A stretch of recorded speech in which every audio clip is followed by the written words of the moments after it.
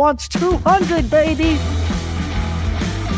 You ready to get back to the trading action? You aim, you shoot, and make money. It's going to be a great day. You guys know where you're at.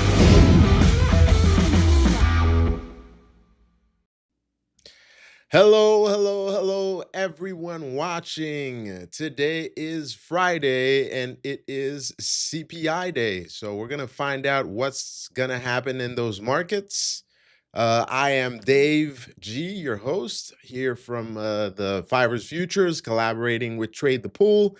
And it's going to be a fun and exciting one. So let me know where you're watching from. Let me know what you're trading. Let me know what you're expecting to happen today. And I think it's going to be a fun and exciting one. You know, we have Steve joining us in a bit. So we're going to see what we can get into and find out what these markets want to do today, and possibly, you know, find some great setups and do some live trades. So we're going to get into it. So I'm going to share my screen in a bit, and we're going to see what I am looking at. So today we have the CPI coming out in about half an hour. So CPI, Consumer Price Index. Let's see if we can get the screen shared. Just 1 second, guys. All right. So what you see I'm using here is our great futures trading platform by Black Arrow. It is very intuitive, very fast, and that's what I use to trade futures over at the Fivers Futures. And I'll showcase some features of the software in a bit. But the great thing about it, well, let me just start showcasing. Right up here in our menu bar, we can have different types of news. We have different types of news feed. And here we have integrated in there all the economic news that's going to come out. So the great thing is you could be trading and have your news feed here and watch it in real time. You don't have to, you know, bounce back and forth between your trading platform and a site like Forex Factory or something like that to check out the news. You have it built in right there for you. We also have another news tab here that you know, gives you all kinds of news around the world, which I use from time to time. And the great thing here is you can filter it. So I've filtered by country, and I only look at news from the US, but you could add news from all, you know, different countries there: Brazil, China, you know, the UK, European Union, et cetera, et cetera. So since we're interested by US news for now, I'm only looking at this. And so CPI, the forecast is it's supposed to come at 329. Inflation rate of 2.7. So we'll see how things come out. If things come out really much higher or hotter than expected, I expect to see an initial down move. Sorry. If things come in line, then we'll probably get a lot of sideways action, sideways consolidation. So we'll see what happens. The guideline for me is wait, see what the algos do. So they're probably gonna, you know, spike it up or down, and we'll have some erratic moves at the beginning, and we'll give it some time and see how we can react to that. All right. I'm seeing people in the chat. The chat is lighting up. Hello, Joe. Hello, Daniel. We have Tony in the house. So this is great. This is great. This is great. And then I hear somebody warming up in the background. My super co-host, Mr. Steve Tellman. Come on, let's give him an air horn. There we go. A round of applause. It's early in the morning. We need to hype this thing up. I haven't had my coffee. This is why my voice is kind of whatever. My voice is kind of cracking up. How you doing, Steve? Uh-oh.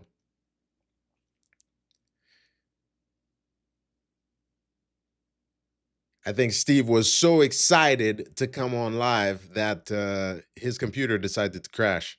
So we'll wait. Uh, Steve, yeah, I think you were so excited, your computer decided to just, kick you out and have you log back in. It's got the But all jitters. good. That's the quickest reboot I've ever seen. But I'm glad to be here with you, Dave. It's a little bit early. I Yes. think I think my coffee computer needs its coffee too. But hopefully we're good to go. How are you doing, man? It's good to see you. Doing good, doing good. I'm doing great. Well, don't do like I saw in this the video where the lady, don't pour the coffee on your computer, because I saw this this meme where this lady was like, "How do you clean your computer?" And you saw a bunch of people literally taking laptops into, rivers and whatever, pouring water and then soap on them. Okay. Anyways, but yeah.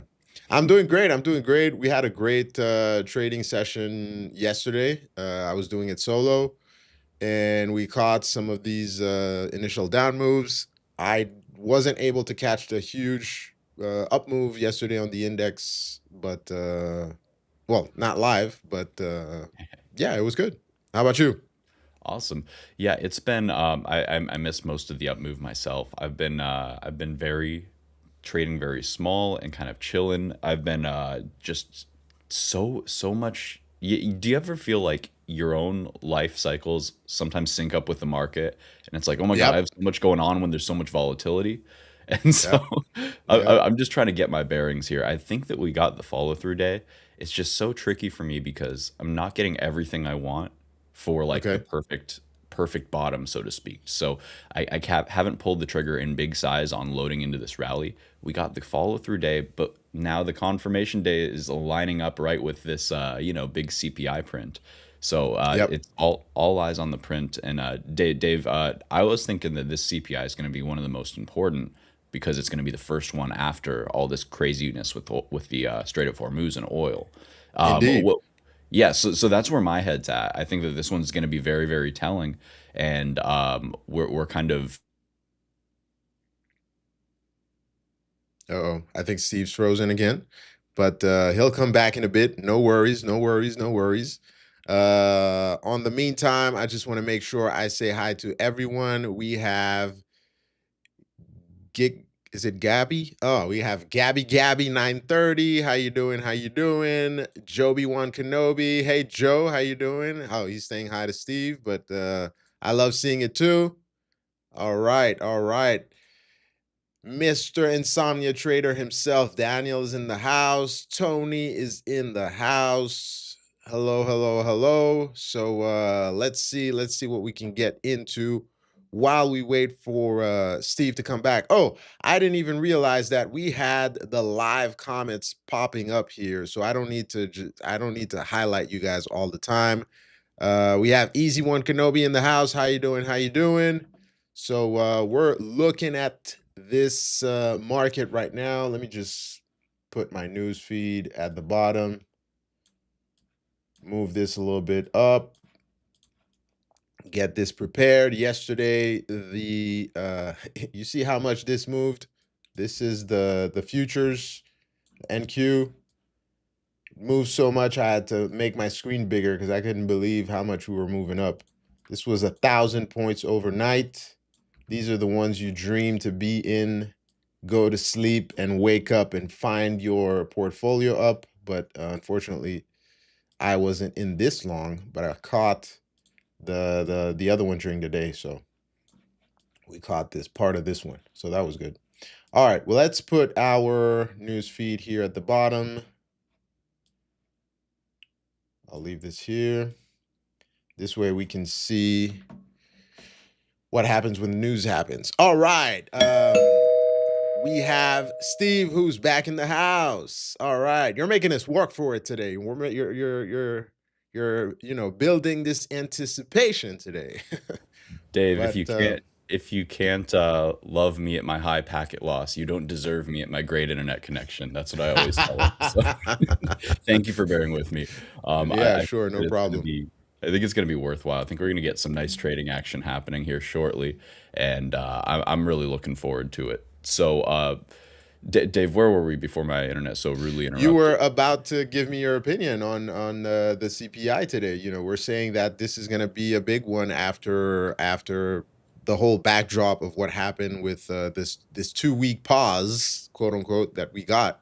So what are you thinking? What do you think we're getting this morning? How do you think these algos are going to react initially? And how are you looking to position yourself? Absolutely. So first off, just from a technical perspective, I think it's important to let's see, I'm pulling up my charts on my end here. I think it's important to just No kind of problem. make sure that we aren't getting too lured in. This is what I always kind of this is how I always frame it for myself, at least going into a big Yep. print, because it's so easy to look at the candles from the past 5 hours, 10 hours of trading and start to think, well, this range that we're in is going to it's not going to expand very very violently. I think people kind of got lured in by the size of yesterday's candle and think that we can't get a bigger candle today. So I really hope that it's definitively to the upside, but hey, you know what, it could very easily be a little bit of jitters here. I just wonder, when the market moves so fast so quickly, if any kind of potential reason to take the wind out of its sails couldn't be taken advantage of for shorts to kind of dig their heels in and kind of attack that open space that was just kind of created in the past couple days. So that's what I'm kind of looking for. I think that the range could be quite expansive today, and I'm loading in my charts here to get you guys exact levels. But Dave, just in general, do you think the market is looking to be forgiving for this print, or looking to kind of punish on this print? I think it's gonna depend on how much distance we have between what is the expectation and what actually comes out. So I think if we print very close to what is expected, we could see a wider range of consolidation, but still sideways action. Whereas if we get a print that is hugely unexpected, then it's gonna get interesting. It's gonna get spicy, like you like to say. That is what I'm thinking. I think if the print comes in much hotter than expected, for example, we might get those large push downs. So we'll see. We'll see what happens. The other thing we need to think about and remember is that our very, very good friend Jay Powell is leaving soon, Mhm. and I have that in mind. I'm curious to see what Kevin Warsh is going to be. Different personality. You have Powell, who was a lawyer and a banker, so very square guy.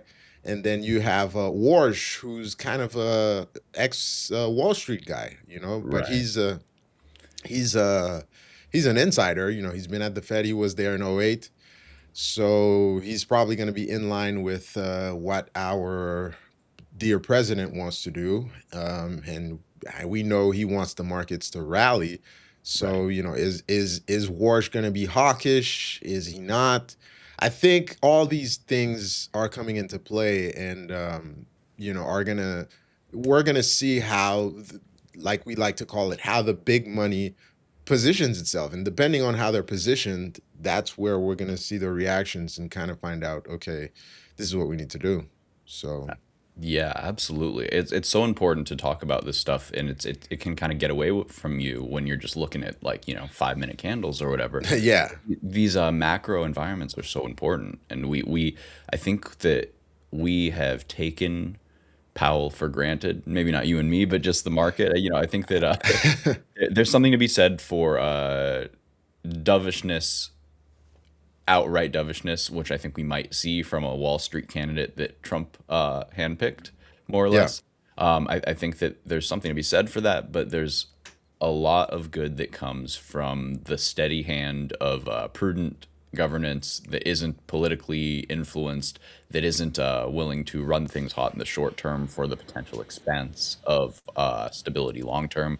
So I think Powell was quite possibly the only adult in the room here in terms of Probably. No, probably. And policy. So yeah, no, I agree. yeah. I So agree. And he, it'll be yeah, interesting to sorry. see, because the market, they love their candy, right? They love their sugar rush. So Yep. they might love it short term and then realize, oh, this might be too much of a good thing. Might get sick to my stomach. You might see I mean, everything's so forward looking. You maybe the market even prices in the potential blowback sooner than we expect. I don't know. I don't want to speculate too much because, like you said, all that we can really know is look where these big institutional buyers and sellers are transacting and see what Yeah, what the exactly. big money's doing. You said the key word there. The market is forward looking. So, if we're thinking, okay, the market is forward looking, well, based on the past, what is it, 3 days, the market has been very optimistic because we've been getting very aggressive up moves. But like you said, are they going to suddenly realize because of this sprint that, oh, we got ahead of ourselves, we need to kind of pull back a little bit? Is what we want to see. But back to Powell, yes, that guy has been the calm voice through this storm. It was funny when you watched him next to the president, how he was reacting. There was this interview when they were talking about the spending on what was it, a new building they had, and there was this paper, and then he grabbed it from Trump and was looking at it. It was really like looking at, I don't know, the uncle with the nephew Yeah, and being like, what are you talking about? Let me see your report card. yeah. So funny. There's definitely like a family dynamic there, isn't there? Yeah, So funny. exactly. So it was a funny one. It was a funny one. So we'll see. We'll see. Uh, we have Oh Michael man. saying Dave is a G. I wish, Michael. I wish. It's just the first letter of my last name, but I'm not a G. Don't confuse me with with the top G either. Oh So no. What so about no. Nat G? Are you a big natural gas trader, Dave? Natural gas, yeah. I watch Nat Geo, but Okay, there we we, go. All right, it's full but yeah, circle. I'm actually I should get into natural gas more and more, and I've been working on this. Maybe I'll share it with the community. Dave, no, no, No, don't do it. don't do it, don't do it.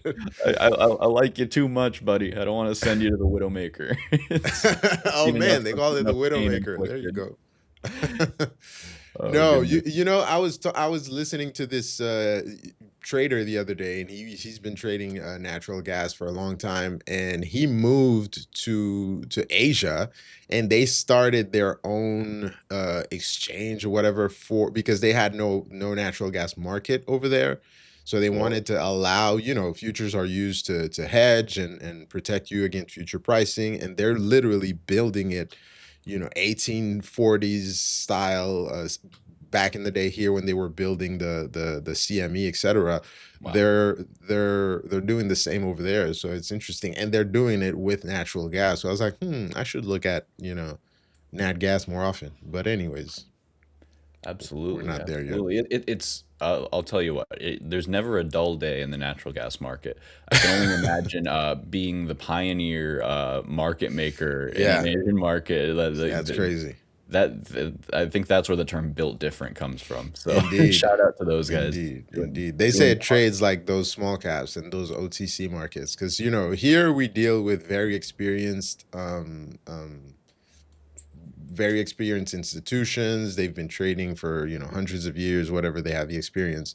But over there, it's a lot of newbies, quote unquote. So they have erratic moves in those markets, and that's why I was like, absolutely. I should look into it. Apologies. I'm No I'm problem, sitting no here. problem. I'm waiting for the coffee to set in, and I'm trying to fix my scaling on this. I look over, I realize my chart's live. So No apologies there. problem. I'm also getting my doodle in set up here, so we can. Let's see. Yes. All right. We can draw on. Oh well, I see that you, Dave. You can't see that yellow line that I'm drawing, can you? No, that's Okay. probably, All but right. you're drawing something, right? I'm using a third-party software that's apparently not picking up. So we'll use the in-house charting here because I know Okay. that it is robust. There, we got a brush. All right. Yes, we have a brush. Perfect. Okay, cool. So I'm whoa, okay. Okay. Thinking, should I position myself before the move? All right, I'm learning on how to manipulate this. So guys, these are Okay, hourly no candles problem. here. I'm just noticing the kind of limping action on this. I'm not saying that it necessarily needs to fail. If anything, I'm saying that maybe these bears keep fumbling the bag and they keep trying to fail or have it roll over and it's kind of failing. Of course, we're just waiting for this big influx of liquidity. We are going to see a big move up and then down, or down and then up. But Dave, they love to give those big wide wicks, the big wide Indeed. ranges on these days. So that's where my head's at. And Dave, since it's like the kind of we had the big green day, then the follow through day, and now it's this day with the data, I would kind of like to see more of a pullback. And I'm really just watching where we break out from this daily range that will form today next week. You know what I'm saying Yeah. there? Yeah, Yeah. yeah, yeah. I see what you're saying. So like they Um, might they might pull some funny business, and they might even do that Monday and Tuesday too, and trade inside. But I just want to see the directional break of the range that's going to form today, and that's going to be what I think is going to be to watch. Because if we can hold and kind of digest around this level, maybe big wick up, then big wick down, and we end up closing somewhere around where we open, that would be super constructive for me. Because then yeah, we're kind of that speed running corrective behavior in my book. That's true. That's true. It would be very telling if we are able to stay and maintain these highs without much of a pullback. Mhm. That would confirm. Yesterday, I was making a shoe analogy, and I guess I'll have to make it again. That would kind of confirm what the market wants to do. So yesterday, as we were trading, I can't remember who asked what, but I was explaining in real time, and as we were watching the market, I was like, okay, say you wanted to buy a shoe at $100, your whatever, pick whatever shoe you like.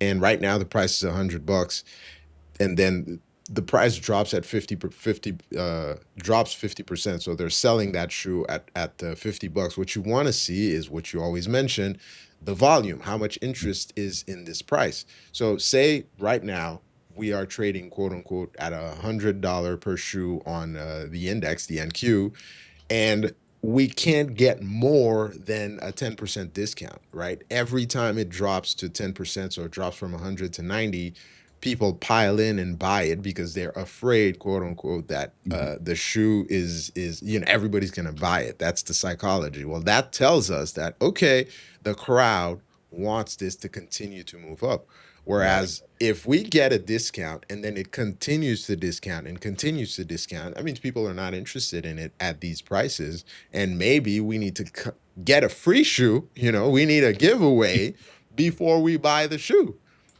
Okay, I'm in. I So like that's that. Free 99, and that's my favorite price.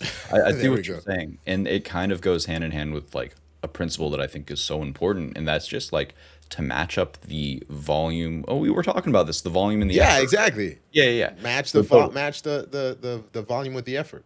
I love it. I love it. Yeah, with the shoes, absolutely. Why? Dave, sometimes I feel like I'm still in kindergarten because I'm like, give me a word problem and I will understand something so much better. Like, give me, give me like, like Timmy has 5 apples. Like Yeah, give me something like that, and I'm locked in. And I so, agree. I love the analogy and the comparisons because that's what makes you understand concepts better. If I'm just talking about price and whatever, but if I compare it to an actual palpable thing, it makes it, at least for me, easier to understand. Or maybe I have the mind of a 5-year-old, which I do very often. When I write in those LLMs, I'm like, hey, explain the CPI to me like I'm a 5-year-old. And yeah, like a 5-year-old or a golden retriever, right? Or a small there you child. go. What's the line from Margin Call? That's how I feel a lot. Yeah. Let's see. So, what is it? Are we? Yeah, only 7 minutes out here now. So we 7 minutes out. I'm kind of wanting to take some risk there and position myself ahead of time to see if I could get a quick print. I'm liking this structure. The way we're talking about it right now, Steve and I, is it's possible that we this blue line here would be the highs. I have my volume profile up. We're seeing a lot of low volume nodes here in the volume profile. So it's Mhm. entirely possible we could get a wick up Yep. and then a push down. And basically what Steve is saying is if we're able to stay within that range, that overnight session range that we've built all night, and kind of trade within that today, that would be a great sign for next week. The analogy I'm making is, your shoe here. Let me just write it on the the chart so we could see it. Your shoe here is trading, you know, at $100, and then if we go to here, it's like your shoe is selling at like, I don't know, we'll say $90. Well, if the shoe stays within this range and never gets more of a discount, and we see, you know, increased volume, that means that, hey, they really like the shoe at this price.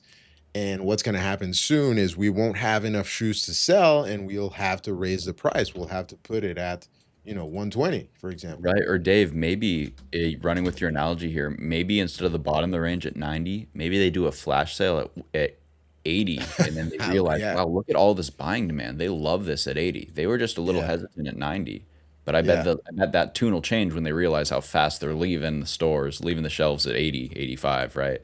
So that's what I'm kind of thinking where the bottom wick. So I think you're right that I'm just not sure on the order, right? But I think it's very possible that we'll get a wick above, like you're talking about, to clear out that upward liquidity, like we're like running uphill, uphill, uphill, and there's still more to grab uphill.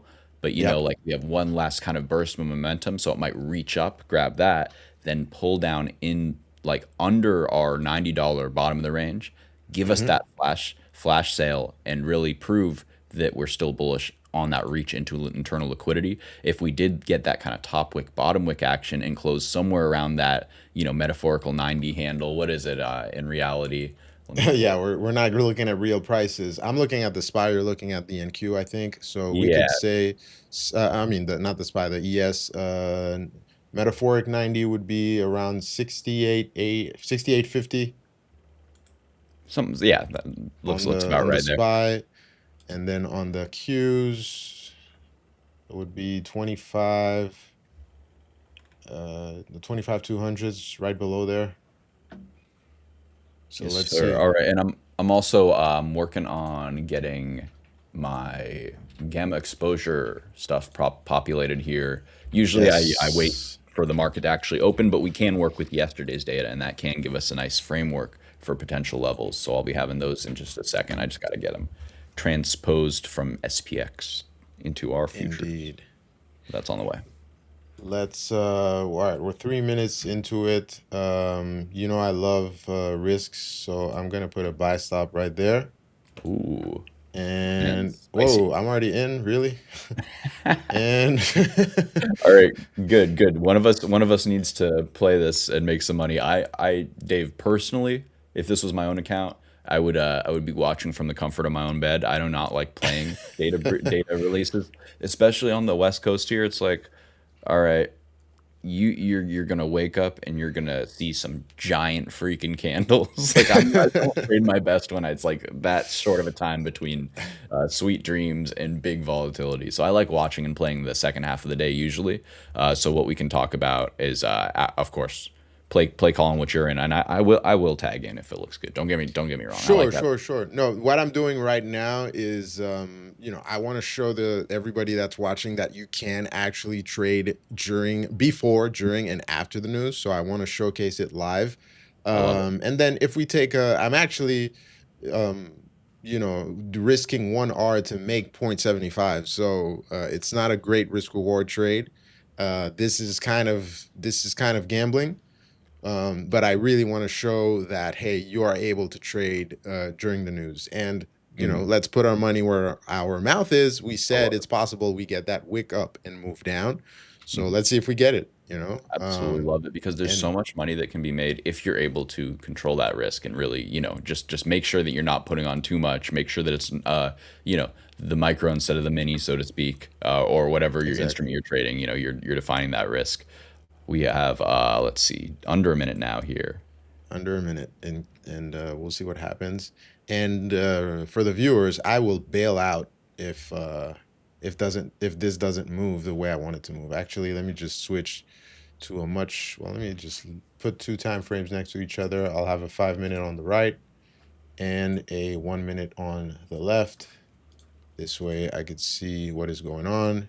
And I could even go lower on this, and you could put a 30-second chart if you want. You could put a tick chart. Um, we just want to see, we're seeing the volume increase to here. So we'll see what we get. And then we have the news. So we'll instantly know what the print is. And I'm Absolutely. not even looking for it to go all the way up. I'll just, get that wick up and X out of it. There we go. There we go. All right. We made exactly And kind of 0.75 R. we're, whoop, do I got you there? We got it. We got it. There we go. Yes. Whoa, We got it. mama. We got it. We got it. We got it live. We're doing it live. I feel like I lost connection for 5 seconds. Now I'm hearing. This is going back. Well, sorry, I'm losing you there. Well, guys, for everybody watching, we did it live. It was very tiny risk, but we got it. We got it live. We got the trade. Let me show you the executions really quickly. So we got in. I don't even know what the print is yet, but we'll look at it in a second. We got it exactly the way we wanted, and I didn't even see it execute. So we got in there at those 68, 60, 68, funny enough, and we got out right there at 68.83. I want to see how this moved on the Nasdaq. Sorry, guys, let me get this out of the way. Let's see. Did we get 100 points on the Qs? Wow. So Yeah, we got 80 points. Yeah. Dave, it booted me for like 3 seconds, and you're already out of the trade, huh? No, You- it instantly got it. We got the Yeah. trade. It did exactly what we thought it was going to do. So good on you there for calling it right. So I was showing that we got in. I didn't even see it execute. I just That's saw wild. the print, the thing wicked up, and then I saw 0.75 R on my PNL. So Wow. Beautiful.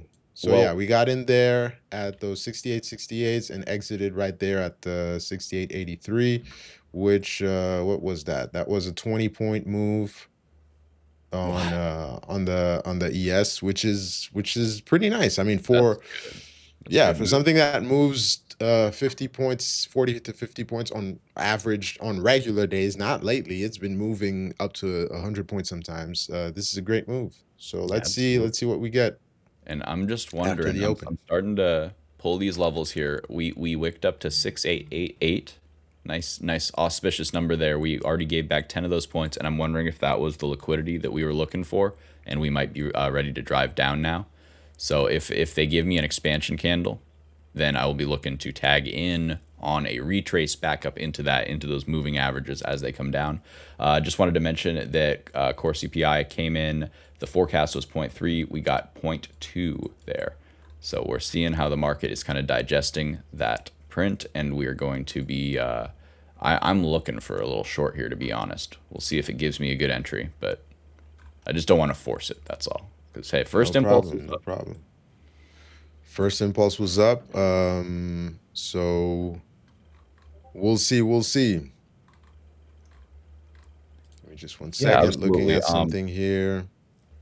Oh man, yeah, I'm seeing just indecision, but we already got the push up. I just want to see a second push up kind of fail, and that would be a good little look for me. Yeah. So one thing I was thinking about is, let's talk about the relationship that we have between the futures market and equities, and both ways. You know that futures trade 23 hours a day, and we are able to use those if we compare it to the cash session, the New York session, we could use that information as quote unquote a leading indicator as to what the open is going to look like on something like the Qs or the SPY, et cetera, et cetera. Do you have what's your take on that, on using the futures as references for the stock market? And you could do arbitrage plays also, which I'll get into in a few. Totally. So it's really important for me in a couple of reasons, but the main part where it's actionable for my system is, so I really like to use these pre-market sessions as gauges of strength of the big liquidity that comes in for the cash session.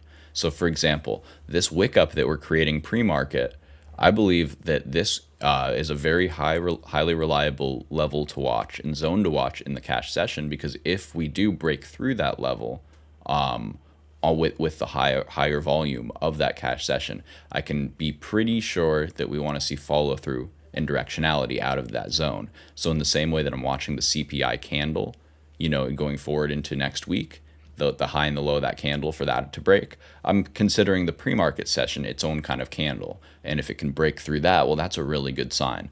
So obviously we can, get our levels, pretty directly. Just, SPY is going to be trading to, there's a formula.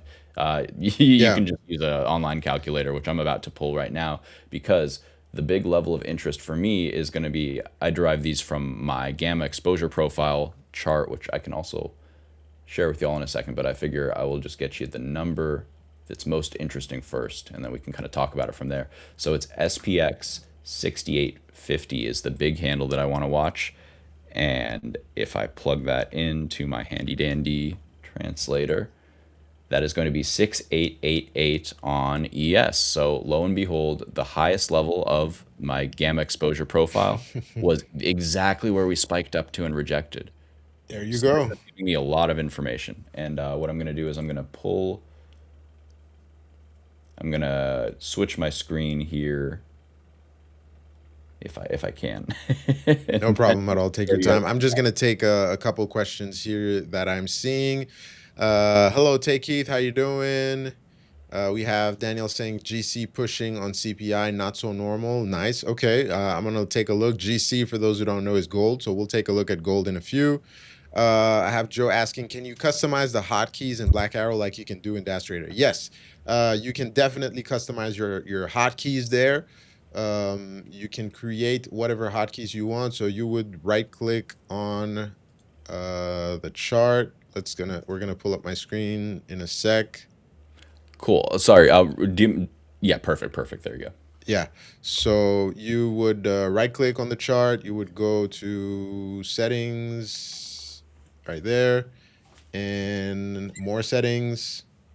And then you go to hotkeys right down there. And then there's a bunch of setups you can do, and then you can create your own hotkeys and everything. And then quick thing that I really like to use, that's what I used this morning, is if you press shift. So let me put this bigger.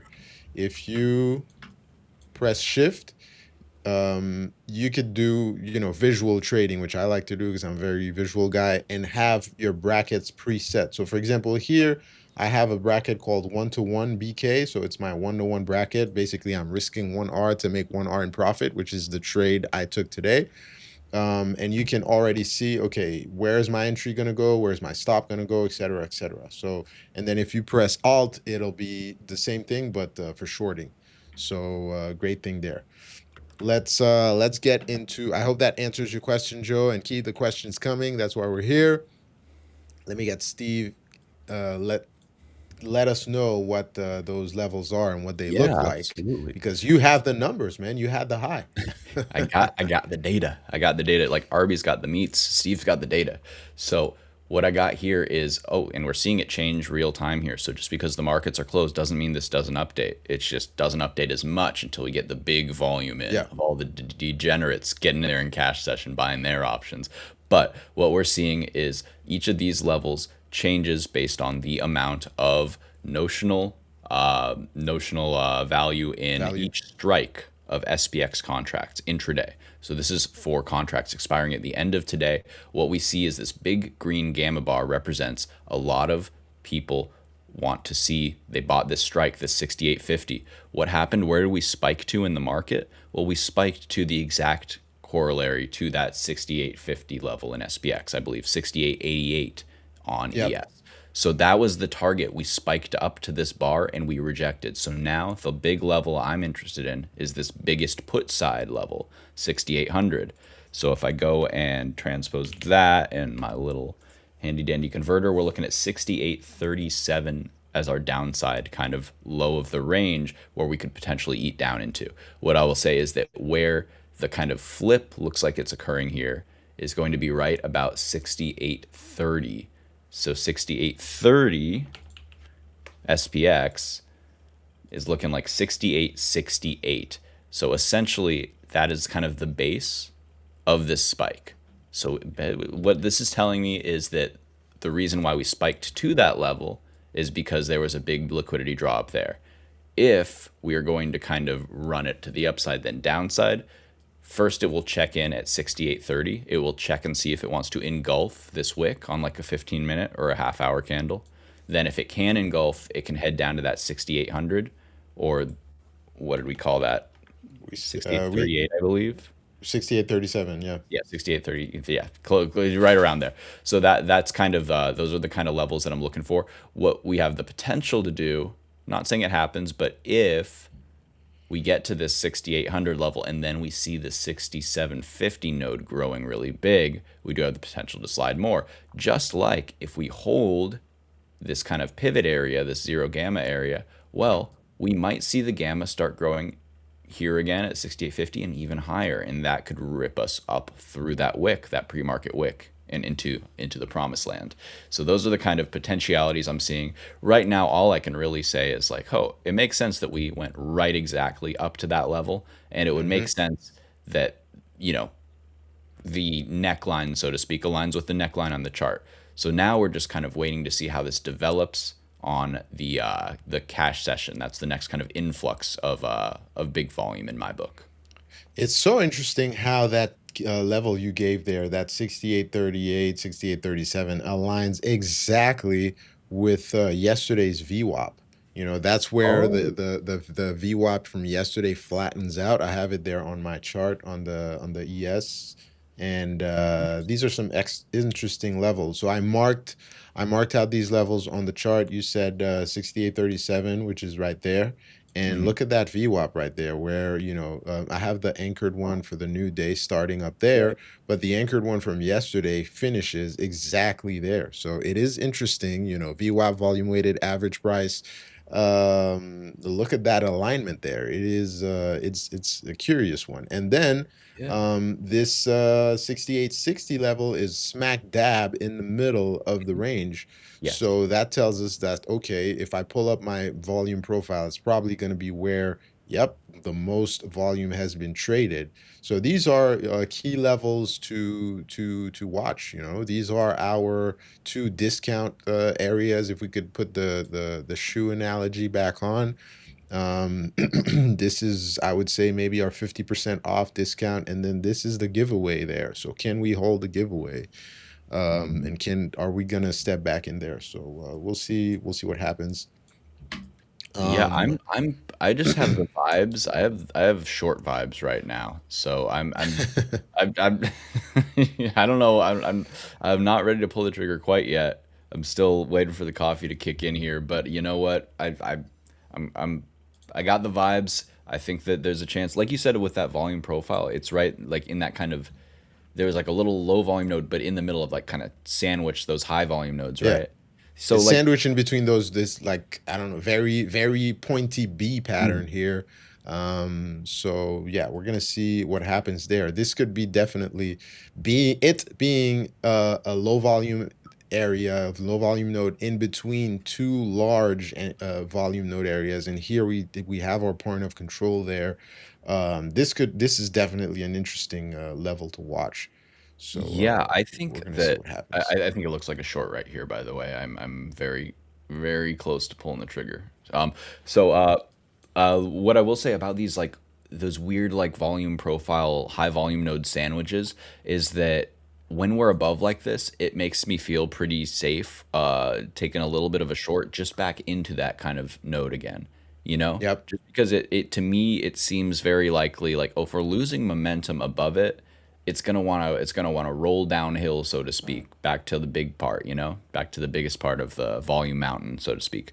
So I think that when you see that volume profile and you're trading above it, you often get the scalp back to it, and then you can hold a piece of that for the potential home run, which would be that discount shoe free giveaway that we're talking Free there. giveaway, yeah. You know, so hopefully we can get that kind of price action. We are now, let's see how far away from the open. Okay, we still got 45 minutes, so we got some time here.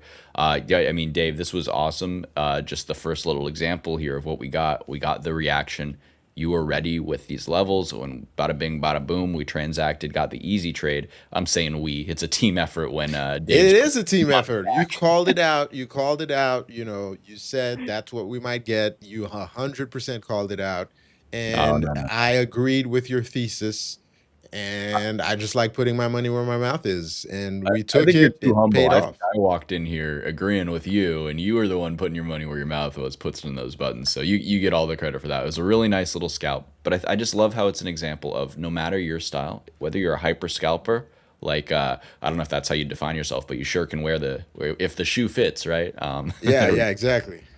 So whether you're really fast looking for those 1 to 3, 4, 5 minute holds, or whether you're more like me, your brain moves a little bit slower than Dave sometimes, and you gotta let the candles play out. You gotta let that 15-minute confirm. You gotta wait for your Gex profile to kind of give you that validity that you need. And you know what? That setup is going to start playing out or start presenting itself as we get into the flip here. So that's how I'm kind of looking at things here. We have another 15 minutes where I'm kind of watching this, like mentally, I kind of divide it futures and cash session. And then once we get to that last 30 minutes before the cash session, I'm starting to watch how big money is positioning into that. Because so many times, Dave, how many times have you seen this kind of pattern of a spike up on data pre-market?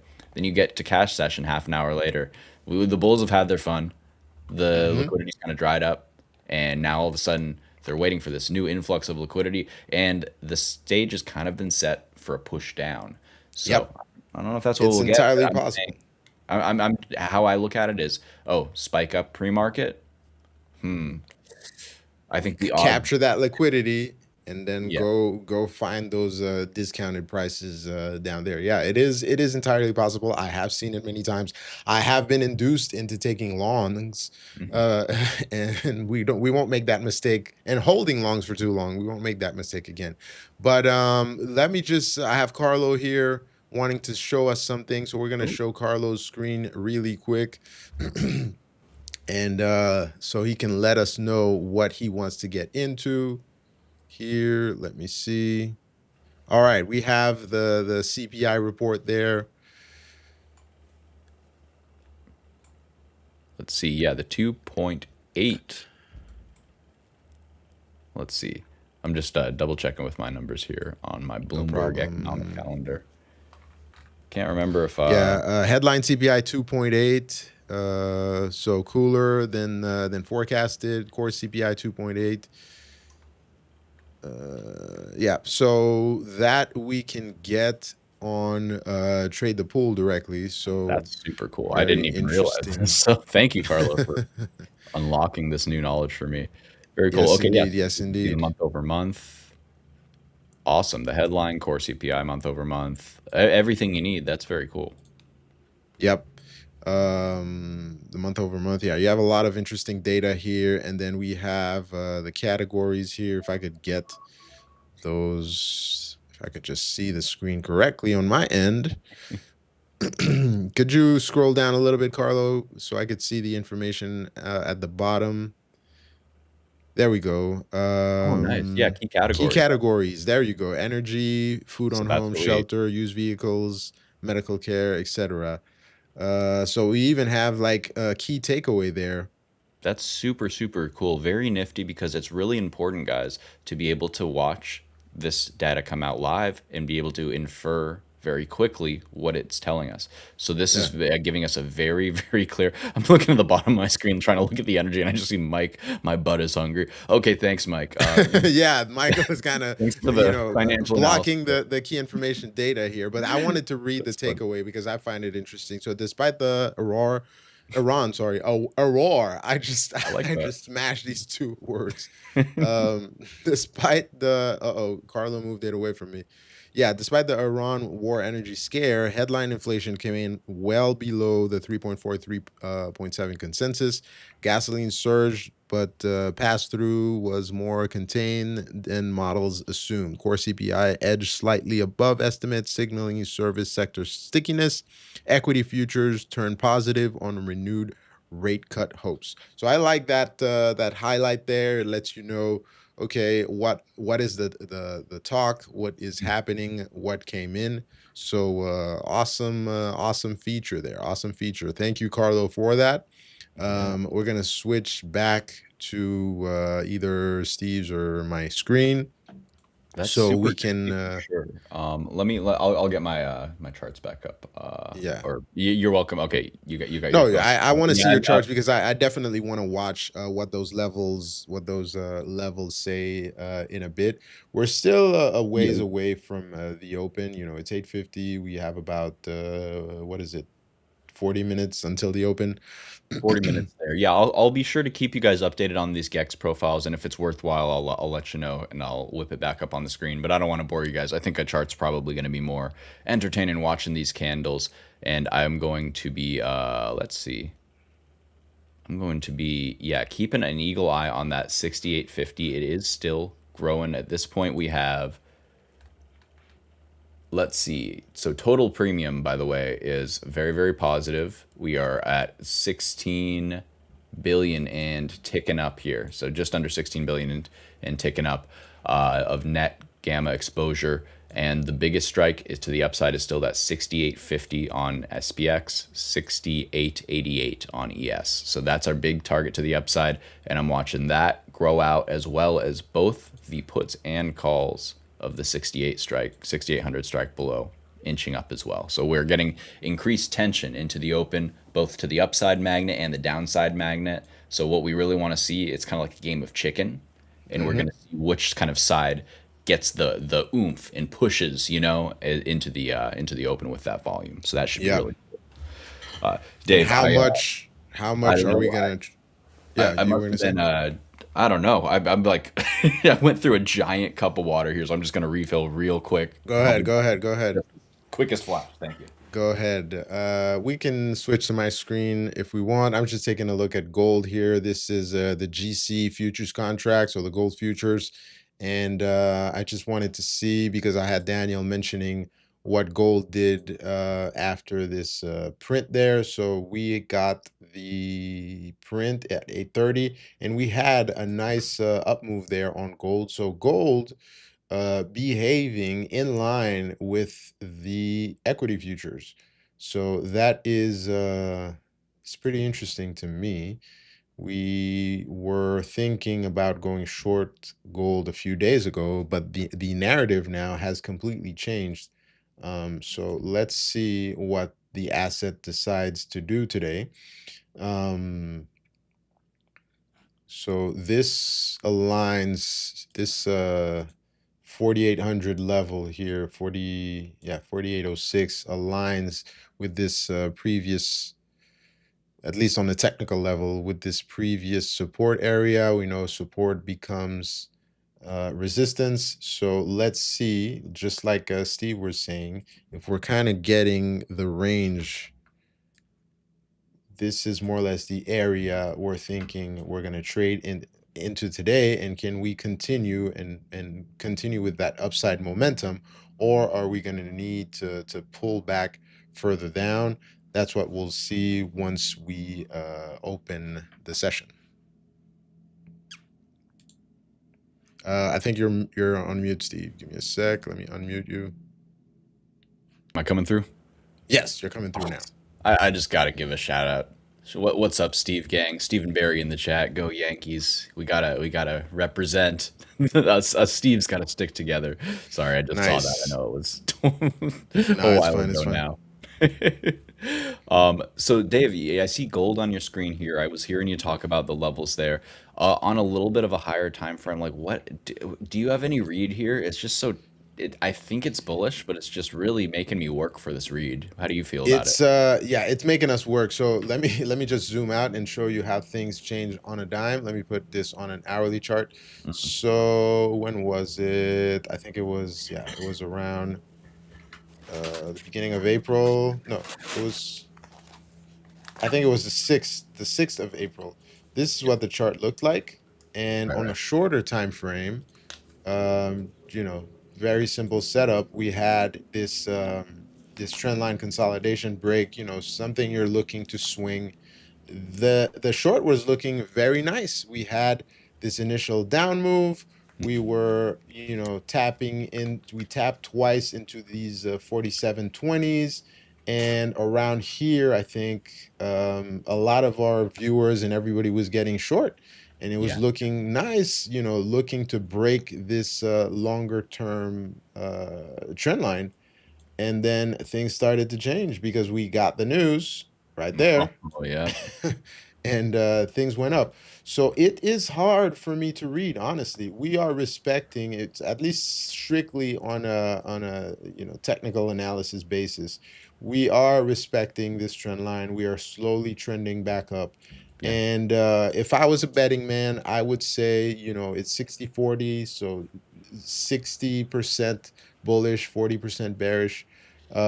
So I think it's possible we continue to see more upside. And the key area, at least to watch for me, is the area between that whole 5,000 number and the 5,100, which is a little bit higher up over there.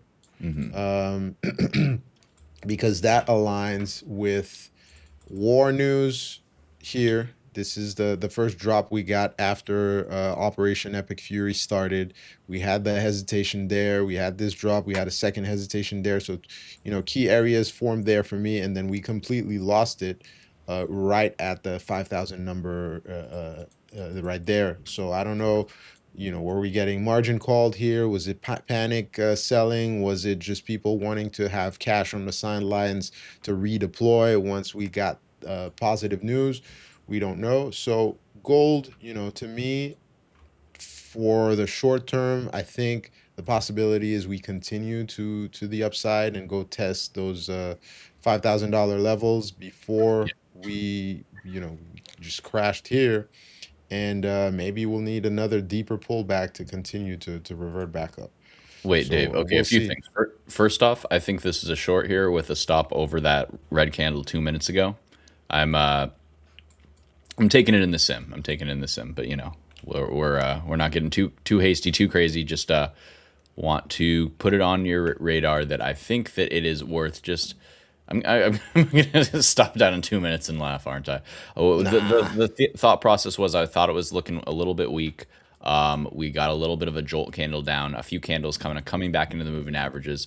I would like to see that respect and then kind of continue to push down, lose that 68.70 handle on ES, and then kind of start sequentially sweeping the stops that we made about half an hour ago at 65, 64, 62, and also 62. So that's kind of just the little scalp that I think is potentially a little foothold into a nice short. I also just don't want to get too darn bearish because you know what? Oh, you know what? I'm looking at your screen and that's a really nice uptrend line there. I really like these just kind of like literally just up and to the right lines Yeah, like that. Because I what like you'll them see too. is like there's clearly was an algorithm firing on that, and then when it lost that, it was underbought, in that kind of just basic trend. And then yeah, you Yep. get the explosion back through it, and now it's kind of hanging out under it. And I think that's a good kind of way to just visualize and kind of not overthink it, right? Because sometimes Yeah. it's so easy to overthink it, but it's like, okay, well, if I just draw a line up and to the right, sure, sometimes we're hugging above it, sometimes we're hugging below it, but it's clearly oscillating around this upward trend. So we got to respect the upward trend until we have a reason not to, I guess is what I'm trying to say. Yeah. I think you're well. We have to respect the upward trend indeed, but I think that your thesis definitely makes sense that we might need to get a quick move down, especially we saw those two key levels, that 6860 level and this 6838 level on your gex chart here, Mhm. those gamma levels, sorry. So I think that it's entirely possible for us to continue to push lower and find better discounted prices here, and we have a clear level to risk off of. This 6888 there is very clear that we had a rejection there. So I think the short definitely makes sense. I might actually again put my money where my mouth is and risk Yeah, off of that it's that starting to high work. Yeah, there. So we're starting to do the in. thing. I'm in with you. You're in. So we'll Nice. take this win together, or we'll take it. We'll take the loss together. Hand in hand, Dave. Today Some I don't want to be emojis. trading opposite sides like we did the other days. I didn't like that. Yeah, So okay, absolutely, absolutely. so Y we'll be in it together. yeah, it you know, again, remember, guys, this is, for me, it's in the sim. I don't like risking too much real money in the pre-market session before it, unless I'm like Dave, I'm feeling sharp, and I see the directionality, I have my thesis, and I'm executing fast in at the right level with a limit order, out at the right level with a limit order, bada bing, bada boom. Like I said, with this one here, it was a very tight stop over that 68.75, a candle close over 68.75. We are getting the start of a little drift down now, so I think that we can see follow through. I was Indeed. not anticipating being in a trade right now, Dave. I pulled up some other nifty stuff, but I don't want to Go pull us ahead, away go from this ahead. trade. No, Well, we could look just at your real quick. stuff and then I'll hide the trade and fake the win. There you go. You saying the quiet part out loud. Come on. All right. So for gold, well, I wasn't sure. This is so That's dumb. This is the world we live in with Claude Code. I built this darn thing and I still wasn't sure if it would nice. work if I plugged in gold's numbers. It does, so that's neat. Nice, Um, nice, nice. that's how much of an index trader I am. So for gold, I'm seeing a big cluster today between 436 and 439. So this is primarily calls, but there are a decent amount of puts too. So if we start seeing, perhaps we start seeing a little bit of, well, here's the tough part. I was going to say risk off sentiment indicating gold going up. That isn't how gold's been really rocking lately. It's kind of a risk on asset this year. But Yeah. let's not overcomplicate it. Let's say we see strength in the gold chart, what we can kind of anticipate. Well, let me pull up my, before I start yapping, let me double check and see where gold actually is. I was watching your I futures. could tell you right now. Oh, okay. I was going to It tell you looks the like futures number. 438 on the GLD ticker. I don't have the Yeah, it's futures yet. 47.93 on the gold futures on GC right Okay. now. Perfect, perfect, perfect. So, right, basically, what it's telling me is that we're kind of cooking right towards the top of this this kind of area of interest or node. What I'm seeing is, yeah, even there, that tick right there, I saw these nudging up Hmm. on these higher volume nodes at 450 and 445. So to me, this is telling me that they would like to try to, they're kind of opening the door to ramping it, to icing all of these puts. We'd like to see these puts shrivel up and people say, hey, okay, I'm wrong on these 0 day puts. I'm going to eat these. Once they close these 0 day puts, well, then the market makers, they don't have to hedge those. So that takes a big pressure off this. We'd see the red leaving this part and the green Hmm. growing up in these strikes, and we'd look to kind of follow that trade up. So that's what I'm definitely watching. Your pivot is going to definitely be this 436 level. And lo and behold, I won't bore you with the amount of time it'll take me to switch screens, but the important part is 437 and 436.50 are both very key levels in my trigger system. That's the daily and weekly trigger. So we got a whole lot of stack and confluences in that band. If we're above it, I think we have the potential to move on up, like you were talking about there, Dave, on your, what was Yeah. that, 15-minute hourly chart. Hmm. And if we lose that, well, then that's a very clear level to risk off of as well. So I think that that's just very notable. Watch that 436, 437 level off gold. And we would assume that if that holds, we can get a push up to 440 and 445, up to 450 this week is not unheard of, I should say. Not unheard of. Honestly, Yes, indeed. honestly, that could happen today. That's a 2 to 3 day move. We're gonna see what happens. And like I was saying, strictly on a technical analysis point of view, that's why I was saying it kind of looks more bullish. 60/40 in my opinion. Maybe that'll go to 70/30 and continue to grow throughout the day. But I think the magnet, that $5,000 level magnet, is stronger than the push to the downside, Mhm. especially with the positive outlook we've had so far. We have a war that's on pause, if we could call it Yeah, on that. timeout. Exactly. We have CPI numbers that came out this morning and kind of pushed the market up, at least in the short term. So let's see what happens with the assets. But like I like to say, these are strong opinions, lightly held. I didn't come up with that. I stole it somewhere. I can't remember which which trader said it, but he's very famous and much better than I am. But I like that saying, strong opinions lightly held. That's a So good one for sure. Um, you're right. I oh, am. sorry, you got cut Or off I there. am expecting a little downside. That being said, that doesn't mean that I view these numbers, this CPI print, as bearish or hawkish, you know? I think that it's just the way that it works with manipulation, right? So if we're really bullish, there will be an initial move up. I mean, sometimes Hmm. you'll get the manipulation move up, right? But just because we pushed up strongly, that's not to imply that the nefarious plan is to take us down into the pits of hell, right? Maybe Yeah. it's like, well, first move was the real move, but that needs to be counterplayed, that needs to be hedged against, that needs to have all these dynamics kind of interfere and overlay with it, and that is what causes the manipulation down that I'm looking to play right now. But I Hmm. still think that this will resolve upwards within a week or so, a day, a couple days, really. So that's Indeed. kind of where my head's at. I'm uh I'm hesitant to be much of anything, like you said, held lightly here, held lightly. So I know what I would like to see. I know what I'm thinking. But if I start seeing these big old bars appearing, changing on the gamma exposure profile, for example, if I start seeing big volume on my chart, well, then I just gotta keep on moving with the times. I guess I guess you could say. I agree. I agree. So far we're seeing, we're continuing to trend up. Yesterday, by the way, let me touch on that really quick.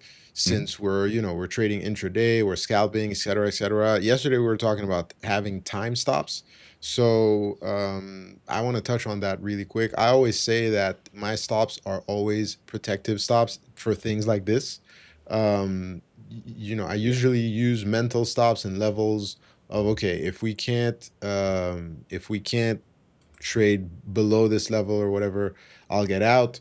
Or I also sometimes use time stops. So there is a point where you've traded an asset for long enough where you kind of have a feel for it, and you know that, okay, if by this amount of time, and of course you could always be wrong, but if by this amount of time you haven't gone in the direction you were looking for, the trade is off. And Yeah. that's kind of what I'm thinking for the asset right now. Sorry, we entered our short as we saw that we were about to break this little trend line there. Yeah. I agreed with Steve's analysis, but if I would say at the latest 9:15 we cannot Yeah. get a push down, I will be out of this trade, because I don't want to be holding a trade that's not working into the 9:30 open. So we'll take the that loss there. And I'll probably also stop once we reach about half of the profit I've made so far. This way I won't give back everything, I'll just give back half, and we'll be out of the trade. But like Steve says, we're paying for information. we're Good, we're we're good, good management there. You could hear it in my voice, me going, "Yeah, yeah." You're right. It's not acting right. I'm now a few ticks red. I'm gonna try to give it 1 minute here to either reject off of that level or prove me wrong here. Looks like it's probably gonna prove me wrong. I'll take a few points stop, and we will we will reassess. I think that what can get me in these pre-market trades is I start overthinking, and me and my friends call it kick flipping the rake. And there's a comic where it's like, when you first start trading, it feels like you're walking and there's a rake on the ground, and you step on it, it comes up and smacks you right in the face. It's like, I didn't even know what that was lying in the grass there, some landmine waiting for me to step Yeah. on it. you know but then you spend enough time in the game, you realize, you see the rake on the ground ahead of time, you get a running start, you jump on the rake, you catch it, you start sliding down the railing, you do an ollie off that, you kick flip the rake, you land on the ground, you still land wrong and end up smacking yourself in the face. So you can do all of these intricacies. You can understand so much about the system. You can have all of these ideas about what's going to play out because, well, there's a 12 minute imbalance in this, the buy side pressure, the I don't know. I can't even pretend to come up with buzzwords, and I've went through 100 hours There's of an ICU course. FVG. I love that term. There's an FVG here at the SMT level, whatever these people are talking about these days, you know. Yeah, the Yeah, I SIBOs, agree. the BISOs, the buy Yeah. side sell order. Yeah. It's BSOs, going down. SIBOs, and everything. Indeed. Anyways, my, BCs. the holiday in Ibiza, yeah, whatever it is. So what was I talking about? Okay, you can No, you were talking about how, you know, you could get hit in the face by the rake, but in different ways. You might yeah, just get smacked right away, or you might have to go through this whole process before getting, you know, hit in the face, and that's kind of what we're doing right. here. Right, and it's like the overcomplication in particular for me. It's like where it's like you can conjure up some wild narratives. And the thing is with smart people, it's this intelligent trap. I'm not saying I'm smart. I have okay days, but a lot of you guys are smart, and sometimes smart people are worse traders than dumb people, and nobody wants to hear that. Yep. But dumb Yep. people can turn their brain off and just trust the process. And Indeed. I've sometimes the heard that a process is lot. not the hard part. Like the market makers are setting traps for all those 120 plus IQs out there, and There me, you I'm just go. coasting through there, like not a care in the world. So just consider: are you maybe overthinking? Was I maybe overthinking? Maybe. So in the spirit of was I overthinking or not? My stop is a candle close over that previous swing high. We haven't actually transacted over that. I'm gonna stop trying to predict what's gonna happen. I had a thought. If it's wrong, I lose 20, Exactly. You're 25 saying bucks. that previous swing high there around 68.75. Yeah, and I I actually, agree. so in the interest of my poor computer, I'm switching over to my regular charts. So I'm not able to watch both at the same time, and we got cash session coming up. So I want to start framing trades for our cash traders over on Trader Evolution. If you're trading those triple leverage products and you're looking for a setup into the bell, I want to try to help you out, and we're going to try to find that in the first hour of trading there. I hear Carlo, his ears Carlos perked in up. the background. So yeah, guys, basically what we're trying to get going here is there's something for everybody, right? Everybody can eat here at the Trade the Pool and Fivers family. We got Dave on the ones and twos taking over in the morning here. We gotta have our futures family eating good, and he gave you that quick scalp, 20 points out the gate, bada bing, bada boom, easy money. So now we're gonna try to scrape out what I would consider, it's maybe a little bit less of a impulse setup, but for me, they're higher probability. We've seen the data come in, we're letting it settle, letting it digest, and then we're going to use my potential pain on this stop out as more information for you guys going into the first 5, 10, 15 minutes in particular. So in general, we're going to be looking for a potential momentum move, and I'll frame that for you as we get a little bit closer into the bell. And that's going to be a move that's probably going to last 1 to usually 3 to 8 minutes, somewhere around there. But call it 1 to 15 minutes for this opening momentum scalp if we get it, and if not, especially. But sometimes we get both in that 15 minutes to half an hour after the market open. So your last 15 minutes with us, we're going to be talking about the potential framing setup for that kind of I call it like a manipulation setup where you get the daily candle pushing up out in the morning or pushing down in the morning to form what would end up being the top or bottom wick on a daily candle. But we're using that to position ourselves to plant our flag for that kind of swing move of the day. So that's what we're kind of Nice. talking about here, getting a little bit of everything going on. Nice, And nice, nice. We should have your screens up. oh yeah, I can get that going in just a second here. We have Steve Loading in. Canyon saying GC, look at the daily and node February 18th. All right, let's go into And note every GC. eight. Hey, Steve, good to see you in here, man. Note the Feb 18th low. Yeah, absolutely. I'm gonna get that going on my I screen here in just think a I'm sec. probably not gonna get. Do we got three Let's look at Steves the in the daily. house? What's up, A lot of gang? Steves. Love it. Must be a popular name. Well, you know what? I think it's survivorship bias. I think the Steves stick around. The Steves make it. Steve the Achieve, that nominative determinism. Hey, good morning, Todd. Good to see you in the house. February What's going 18th on, brother? You're low, sleeping in. We 49. we Okay. already hit a good trade. There's the we again, Dave. See that? We're here. We're in this together. The royal You know, we. Yeah. our motto, slogan, whatever you want to call it, over on the futures side is let's trade futures with confidence together. So we're trading with confidence together. Well, I'm surely trading with confidence. I love Um, it. That's when I started my community. It was all free then. And the tagline was "Lose money with friends." I monetize it, but that's not a that's good another look, good one. but even if it's a joke. But I like that one more. That's a better one. So let's see. Steve, you were talking He's talking about on. 49.01 on February Look at 18th on the GC on the 18th daily. low. So Feb 18th low. So your target is essentially that swing low on the 18th. So it looks like 48.88 rush, 4900 we'll call it. Yeah, about 4900. 4,900. So that seems like quite a reasonable area to kind of transact. I have 5,000, just essentially the same there, right? So that kind of Yeah. band is where we really started accelerating that sell and had that pretty steep washout. Um, just making sure I'm on the daily chart.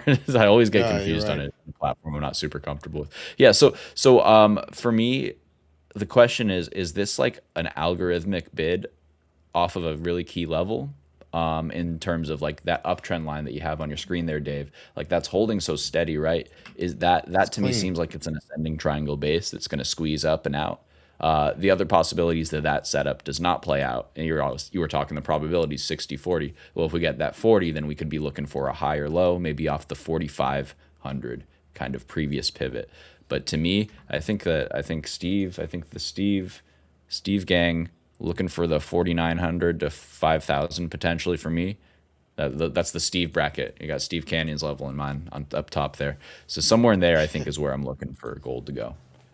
Oh, look at you. Yeah, Yeah. perfect. Exactly. So we're looking at different scenarios. Well, the don't pay attention to my you know, All right, crazy guys, arrows there, but take a we screenshot. have It's financial advice. take our And then screenshot. after this, Dave But will post his address. We know where to send the invoices.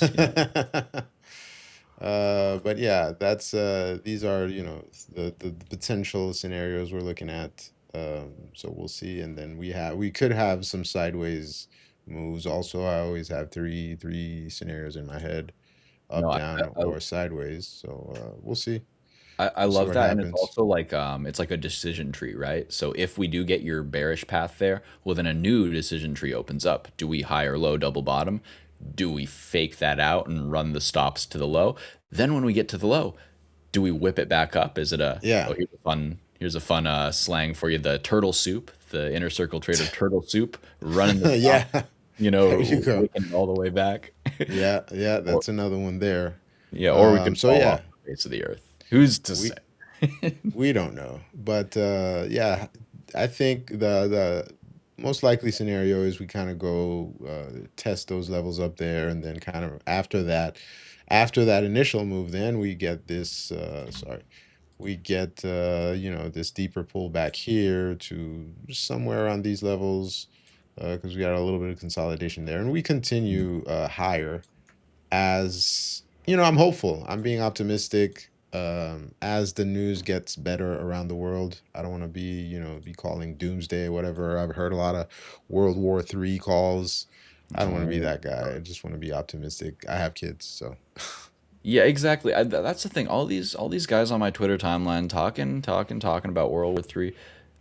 Some of us have something to lose. Some of us want to be a little bit positive here, guys. Come on, chill out. Get off Twitter. yeah, It is very grim, and it's hard not to get swept up in it.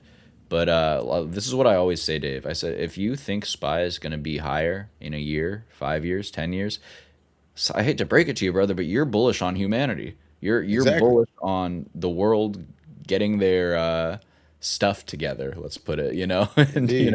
getting their act together. Getting their Because act together, at least behaving. yeah, Let's just exactly. At least behave.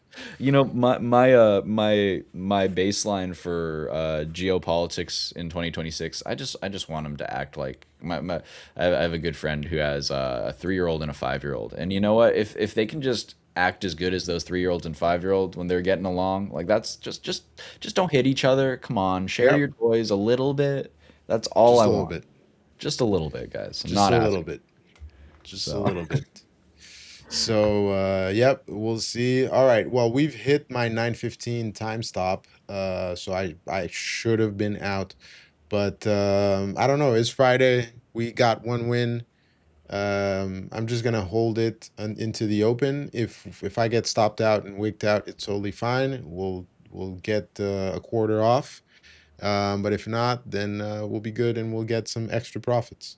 Yeah, Dave, So I'm just holding it. If I was like really dialed in on that 1 minute candle where it scared me, I might have gotten stopped, but I was just hanging with my friend. I didn't even notice. So now no, it's sometimes fine. that's a good thing. That's another reason why you should be on Trade the Pool. We can distract you so you do not panic. Exactly.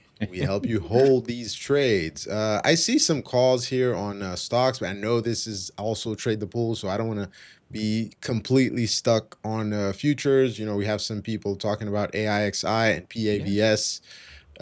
Man, I haven't touched these things in what, 3 years? I haven't You touched a stock in in at dusting least your three voice there, years. Dave. You're like, what are these peasants trading? We're I'm not ringing the gonna say register. that. I'm not gonna say that. I used to be the small cap guy. I used to trade small caps, and then I was the mid cap guy, and then I was the large cap guy, and then I was the crypto guy, and now I'm the futures guy. So we'll see. I'm not gonna, Love it. I love. I'm getting my interested in the stock side of the thing. We can watch all of it. Talk is also calling out something that I'm watching pretty closely here. The DRAM that because SanDisk, it's hot right now. All of these names are hot right now. STX, what is that? Seagate and Western Digital, and my brain is frying. But yeah, it has all of them. That's the point. You don't need to remember. You just buy the DRAM. Great There ticker you too. go. Problem solved. There you I'm go. rambling, Dave. Give me a sec. No, I'm you're trying to. good. You're good. You're good. Actually, it'd probably be better to get your charts up also if you, whenever you can. Yeah, This I'm way doing we're the not switch now. staring. I'm telling you, I just can't walk and chew gum at the same time. If I'm talking, I ain't clicking. If I'm clicking, I ain't talking. Should be good to go here now. Perfect. Awesome. Thank you, Yush. So yeah, we've got our grid. We will keep filling this out with interesting things as they come up. So right now, AIXI top right, PAVS bottom. So we're gonna be doing the index as always, top left here on SPY, and I'm gonna be looking at gold as well. Got to look at gold. Got to look at oil. So we're gonna have oil right below SPY. We're gonna have VXX in the middle to start here. Q is in the middle center, and that's gonna get us going here just for some little grid action. Get a little gritty with it. What's up, Taquito? Good to see you, man. SQFT, we can check that out too. SQFT is up to 450 and possibly more. Beautiful. So talk mentioning that DRAM has a few Asian memory stocks. That's the important part for me. They have SK Hynix and Samsung, right? It's the easiest way to get exposure to those guys.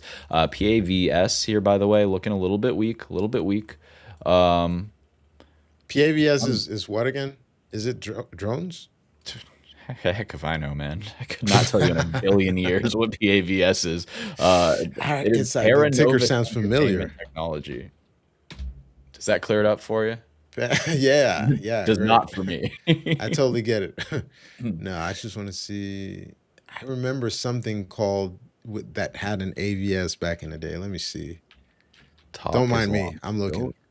Sorry to interrupt.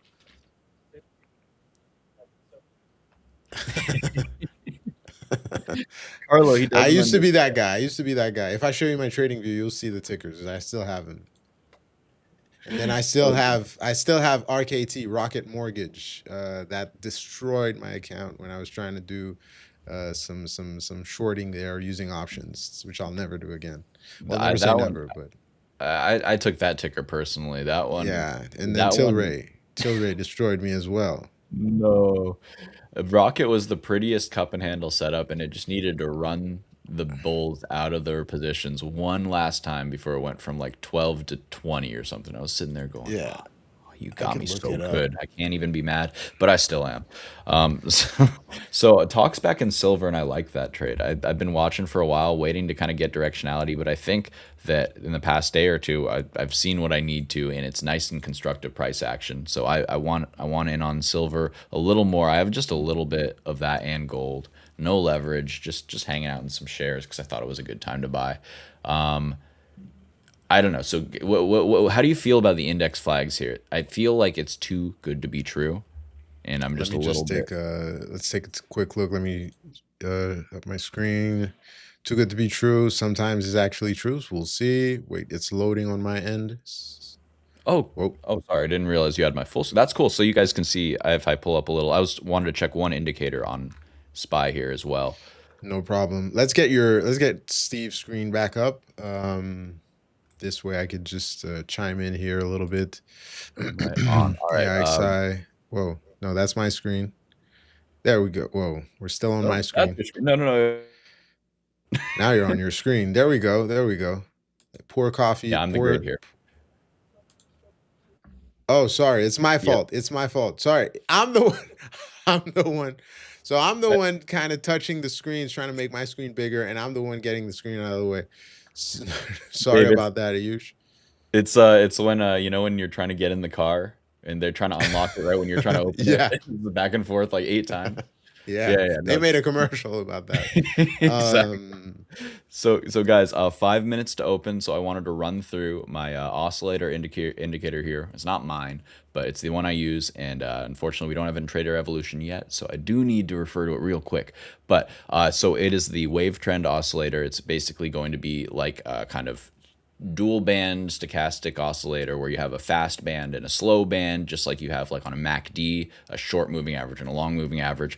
Its thing is that it kind of smooths out both of them, so it gives you the same kind of data in more uniform range. So that uniform range is depicted with this dotted green line and dotted black line on my chart here, and essentially on any time frame I can look at it and say, all right, so on the hourly here, we are the trend is still up. We can go overbought for a while. There's no reason why we can't go overbought. But we are potentially at an area where if we do trend down for about half an hour, then this little bit of an upward move, I'll go full screen here, this little bit of an upward move is up on the top right here. This oscillator is expanding up. This could start to roll, and we could see this 1, 2, 3 push it. And that would be a kind of rising wedge type of look here. That and like that. So that just shows me that, hey, I'm okay being bullish short term, but I gotta be willing to accept that if we do start to turn, it could be a really good chance for the bears to do what they always do at some point when it's overbought and have a bit of a sell-off. You can see the past couple times that's been a very reliable indicator. Within the hour that loses its trend, usually a good time to look short for a scalp. So that's how we're framing it on an hourly. I have 3 minutes left to breeze through the rest of this, so bear with me here, guys. I just want to get this information for you. Now we're just going down the time frames and basically isolating where these potential pivots are on every given time frame. For me, this half an hour looks like it's algorithmically just grinding up, and it could need a little bit of a shakedown down here to 677-ish on SPY, or essentially a 50% retrace of this move here. There we go, 677.50. That's also our Camarilla pivot zone, supply zone. That's also our rising hourly trigger support. That's also the kind of impulse level that we pushed up to initially. Right there. So you see why there's a lot of reasons why I think we can get brought down here if we do get that weak open and lose the 680 handle with volume there. So that's the kind of trade frame that I'm seeing here. We're going to keep talking about the oscillators. We got 2 minutes left, but also just see for the cam pivot system, we tagged up into the bear supply zone. That's where we found our sellers. So very logical to tag into the red up here, then come down, tag into the green. That's the setup here today, I believe. All right, going into the half-hour oscillator, a little bit of a roll over in overbought territory, so not the best look on the 30 minutes there. For the 15 minutes, same kind of thing. We have a flattening short moving average, this green, and this one, while still trending up, looks like the short one is going to catch up, and this one could potentially start to roll in the next 15 minutes, half an hour. That aligns with our same kind of window there that we're looking for that mean reversion trade. So maybe we see a little bit of a move up out of open. It fails to break the push market high, and then in 15-20 minutes or so we see the roll. That's what I'm kind of considering at this point. But looking at the 5-minute here, it's just trading sideways towards the top. So not giving me much. Whenever it's trading sideways like this, it's not much of a signal, and you just got to kind of think about where it is in the range. Same thing with the 1 minute. Technically bullish, it's in the middle of the range, and oscillator is pushing up. So maybe 1 to 5 minute scalp to the upside if you're really fast, but I think it's more prudent to wait for lower high to reject and look to get short and try to catch these flipping 30-minute or these rolling 30-minute, 15-minute oscillators, stuff like that. Okay, guys, 1 minute till the bell. I think I made it in time. We're going to go back to the grid here. There's the bell. We did it in time. There we go. There we go. We are open. And full disclosure, I got out of my short I don't blame you. about 3 minutes before the open. Yep, that got my stop pretty fast there. But yeah, look at what they're gonna do. Dave, that's what I didn't want to. So we said they might run it that minute momentum out of the gate, and we'll see if it holds or if it rejects. We're gonna keep watching that. Out the gate, AIXI, a little bit of a haircut there. Qs with that top wick so far, but let's see where the candle prints. We're looking at the 1 minute flip, the 5 minute flip, and then of course that 15-minute flip. We've got our biases here. Taquito mentioned SQSF, bada bing, bada boom. We did not get that one up on the screen in time, but did it hit your level? Looks like it did, and now it is trying to air itself out. We will see if that one can hold its moving averages and keep on pushing higher. It is a nice kind of structure to it overall in this pre-market session, so potential for more there, I do believe. Q is strong out through the gate. Glad I got stopped. That would not be particularly fun to be holding through, but I'm still expecting some funny business. So we'll see if we can get the push through the pre-market highs. The Qs are very, very strong. They are actually almost going for it already. So big relative strength on QQQ to spy there. Indeed, Q's so looking a lot stronger than the S&Ps. So let's see what we get there. Like I was saying, I got it out of the short. We held it for about 30 minutes. Time stop was 15. We gave it another 15. So got in there for the short with thinking we were going to get the break of the trend and go retest this lower level here. Those 860s, but we waited all the way until 926 and got out of the trade after we retested this initial high there, got the push down, but buyers held. And right now we're seeing bulls in control. Let's take a quick look at gold since we've been looking at it this morning. Let me go on a lower time frame, and gold continues to push up as well. I called it 60-40. We have our scenarios in. Let me put this closer here. We think we can. It is entirely possible for us to continue to push up with gold, with all the positive news that's been out there. So let's see. Dave, I'm tagging back in short. I'm in short again. This looks like a rejection. Right. It looks like the higher low that we were talking about. If I'm wrong, it'll be wrong through the high a day that we set 2 minutes ago, and then I will definitely be chilling because then I'm down 20, 25 bucks, so no biggie, totally fine. But if I'm wrong twice in a row, I should probably chill and figure out where I'm misreading. But for now, it looks like we are going to get that higher low in my book. I just want to see that weakness step in the Qs because they're still holding pretty darn strong. Yep, no problem. I'm gonna sit and watch. I want a deeper confirmation right now because in my book, we have this this large consolidation here that might act as support. So what I want to see the asset pierce through here, revert back, retest the lower end of that consolidation right below this level, Oh for yeah, me to get short.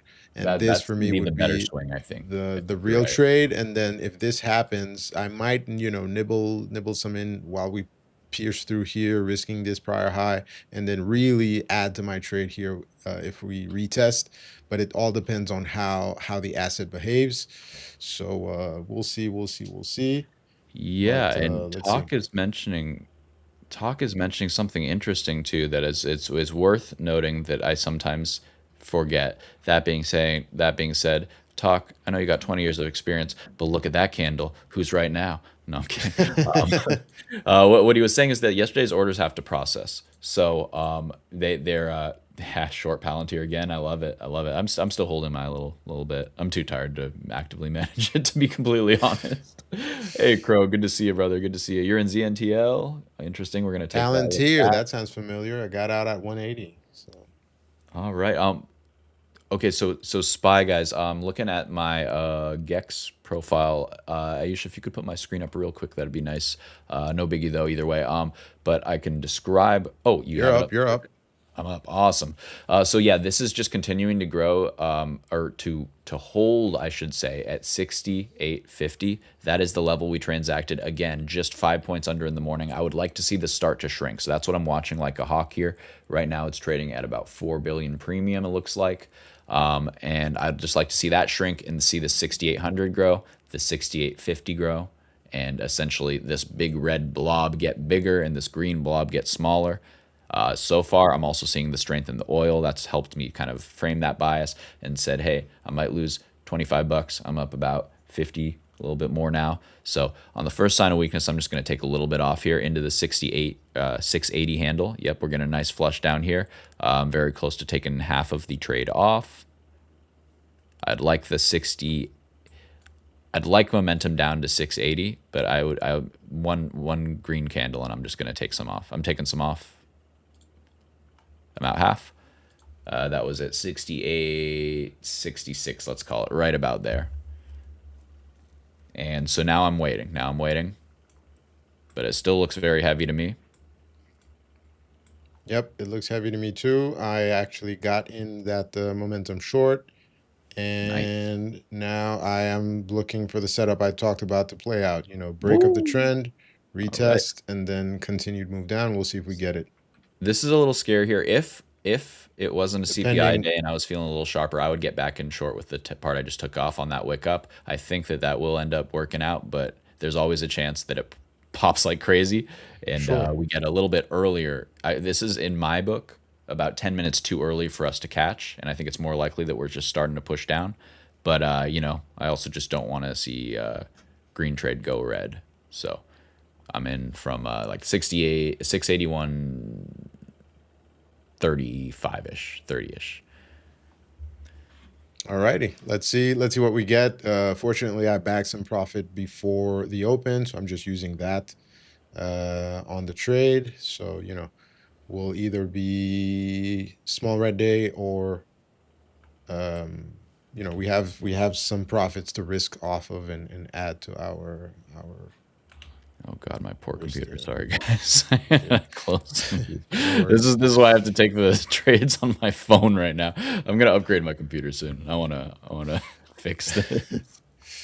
I'm like, All please, right. please let me move my mouse. All right, so Q's just so much stronger than Spy. Definitely, if you're playing short side, stick to Spy today Yeah. until you see that crack at least.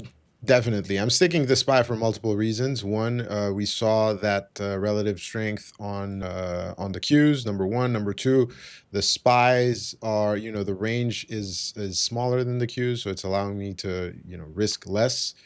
And on a news day, I would rather trade an asset that has less wicks. Yeah. So this is a Then 50% retrace of today's range. This would feel really bad if you shorted the bottom and you didn't have discipline to lock in, So for me, I still think it's a short, but I totally understand why you wouldn't want to add here and you wouldn't want to I don't want to add yet. Yeah. I'll yeah. I'm just saying, like, I do think that this is just despite a lot of people going, "Oh, it's time to buy the dip," I think that there still is pressure to kind of wash out here. And Definitely. mentioning it only takes like 5 minutes for yesterday's orders to process. So what I kind of see is like that was what we were seeing in large part, all of that 6850 gamma exposure from all of the bulls that bought that yesterday, and we got that kind of spike up. We're seeing the move happen in pre-market on the futures, and then they were able to hedge and via futures. And it seems to me, I'll double check this again before I misspeak. Is this growing or not? I wanted to ask you what the levels are now. So it's shrinking a little bit. It's not as fast as I'd like, but it should be indicative of this being essentially monetized. This level being monetized. The calls that were bought yesterday are being monetized, and basically saying, okay, they got the move pre-market. We got this little move very close, within 5 points of the target. So that's good enough. Now they're starting to sell those. That means that people can buy puts, and we'll start to get this downward momentum, which we are seeing now in Qs starting to act weaker than SPY. So we just saw that flip. I said, wait till you see the crack. We just saw the crack. I think that we're short now. That's my point. We are short. I am short. Beautiful. But we got the exact setup I was looking for. Unfortunately, I didn't add. Well, maybe there's still time. Let me see what the next candle does. This way I could add and It's kind tough of though, risk right? off Those ads are the tough. I previous even high. said I think it's an ad, and I'm still not going to do it. You know. So, All right. and I had just locked profit in. It's really just on stream. It feels so bad to feel confident about something than have a 1 minute candle humble you in front of hundreds of people. So I figured, all right, let's just Let's just one step at a let's time here, Steve. One step at a all time. right. Don't get Let's cooked. see. Okay, we got the ad now. So we're holding. We're gonna see if we can go and test the lower ends of this range, or if this was a buy and we just shorted the bottom of the range. Short the Which hole. No, I think what we're seeing is just kind of we're just processing the neckline of that pre-market pop that you took long, right? Yep. So we're just kind of we're knocking on that front door, and it's just a matter of how persistent this this door-to-door salesman is. So if he doesn't leave, then I think that it's a war of attrition that bears can win and can push that level down. Just because we've ran hot for a few days, we got CPI that I mean it doesn't seem bearish, but the biggest thing isn't the numbers, it's the reaction to it, and that reach up to get that liquidity to the top side really makes me think that we can use this opportunity for bulls to cool off into good bullish CPI numbers, right? Indeed. So you can correct and reset, and it'll be one of those days where the market goes, I don't get it. This was a good reaction. Why didn't we keep going up?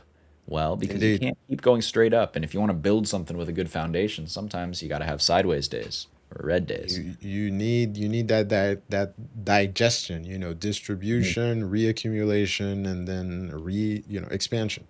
So we'll see what we get there. I see the chat quiet. We know we just opened, but let me know, guys. What are you guys trading? What are you guys looking at?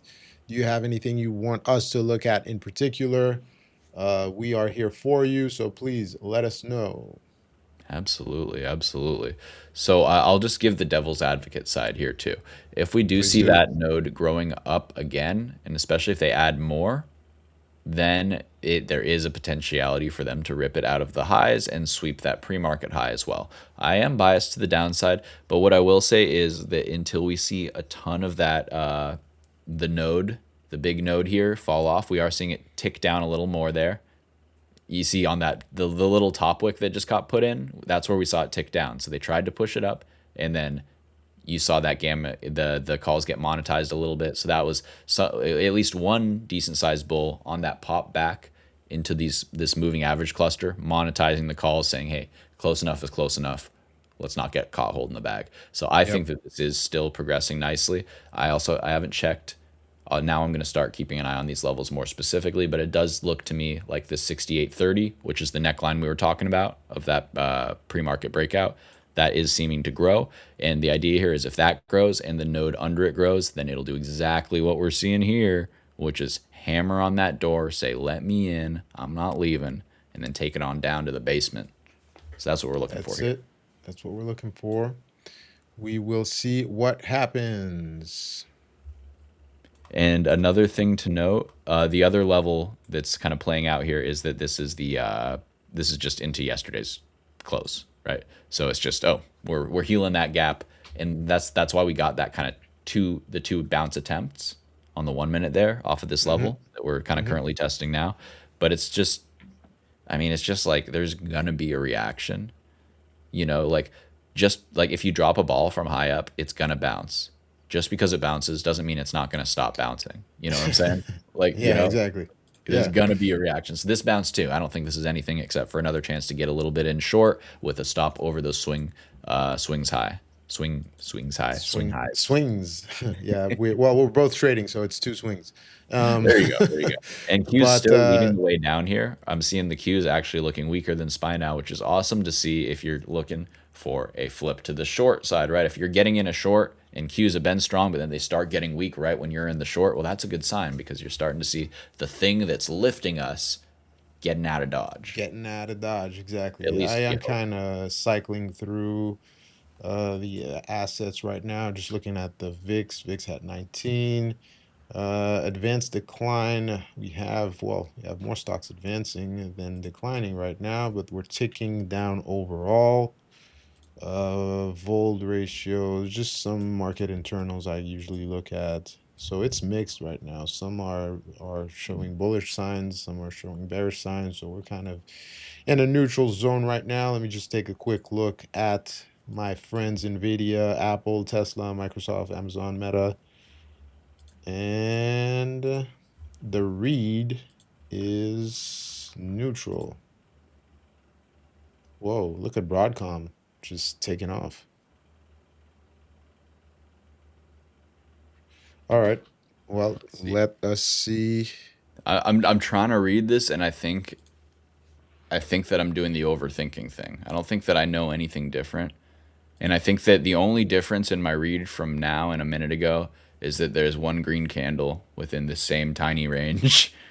Because I'm like, do I have a different opinion now that it's green again and back up into the pivot?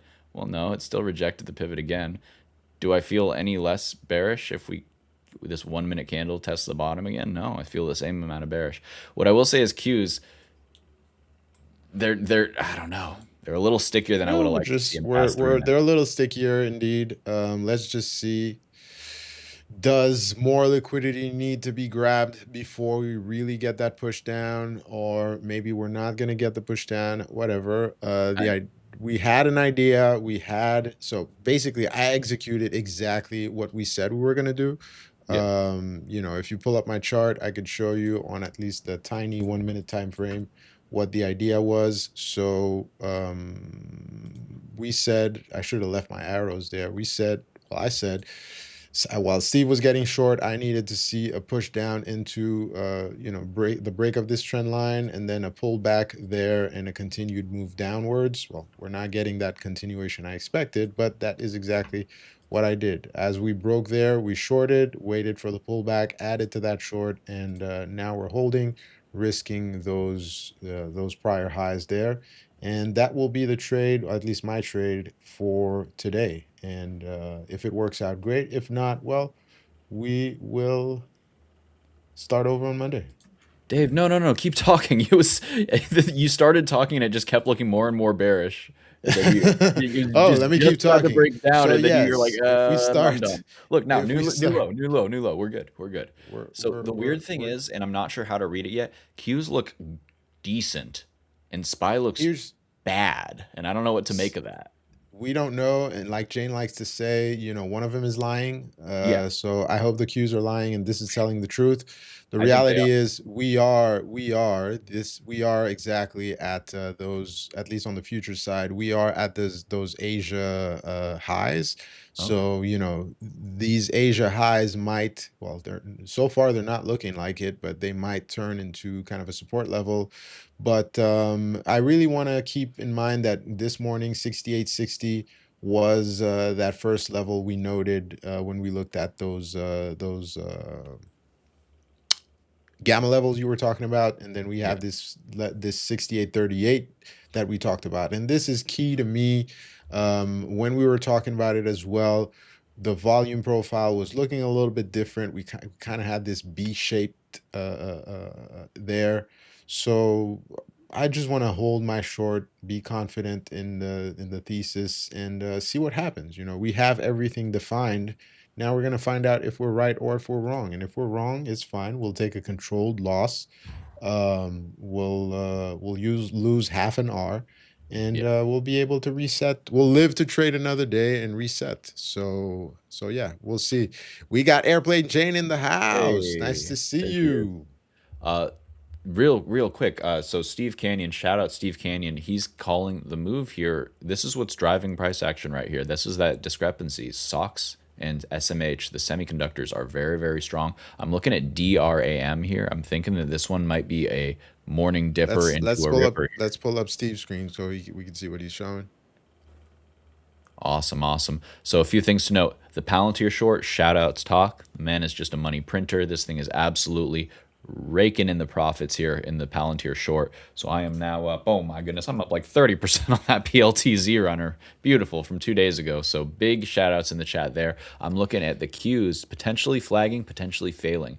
I want to see this SOX come back, cool off just a little bit. SOX can go sideways, but I want to see this Qs flag break down. SPY looking a lot worse to me than Qs did.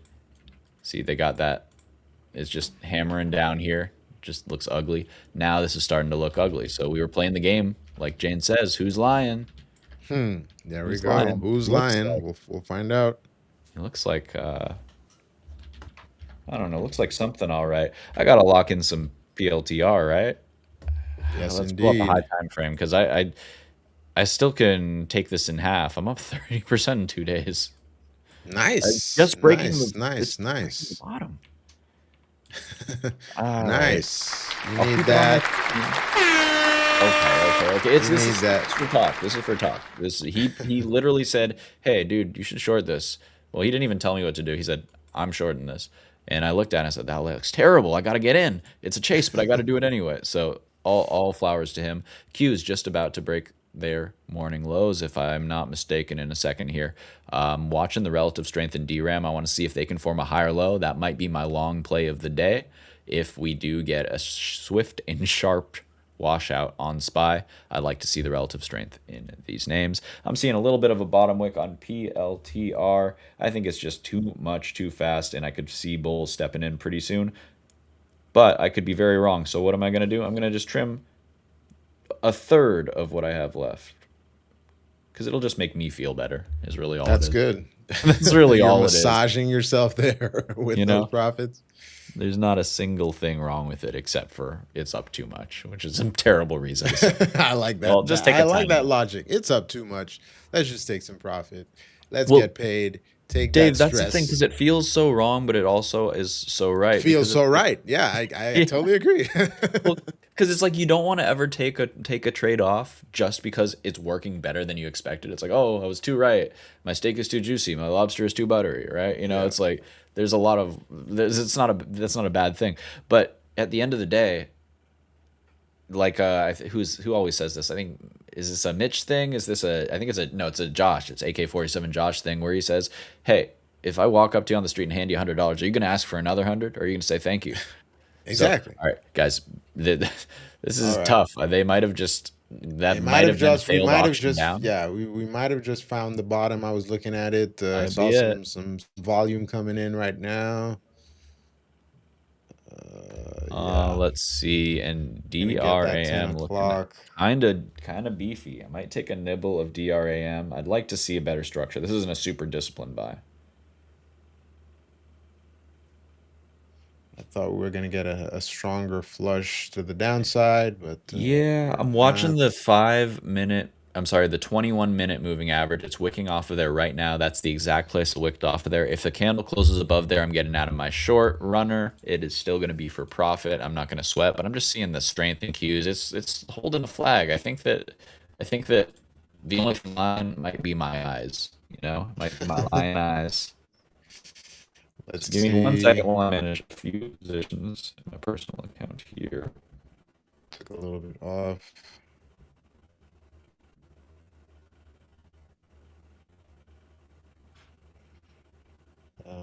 All right, we're getting close to 10 o'clock. We want to see how that next candle behaves, but we might have just found the bottom there. We'll see. Or is it going to be a fake out? Will we retest? This candle closes. Yeah, let's see. Let's see what we get.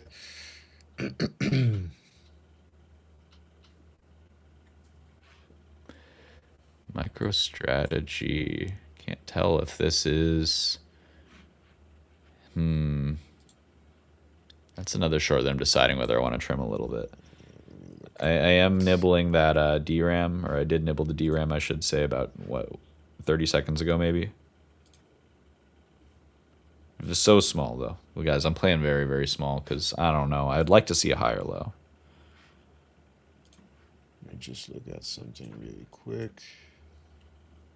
If we're a little quiet, guys, it's because we are gathering our thoughts and trying to decide what to do. Usually, it's me quiet by myself, staring at the screen, and the screen staring at me and questioning my life choices.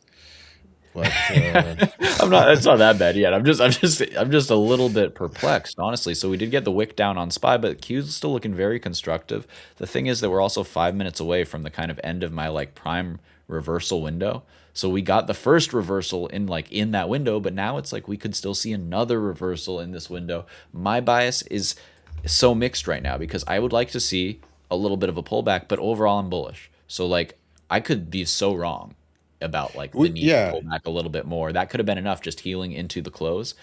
And maybe that is all we need, and that's all she wrote. I guess we'll find out shortly.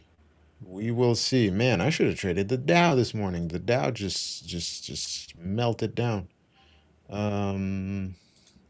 at the Russell. I'm just looking at the different assets there on the futures side. Okay, so the Russell found a bottom.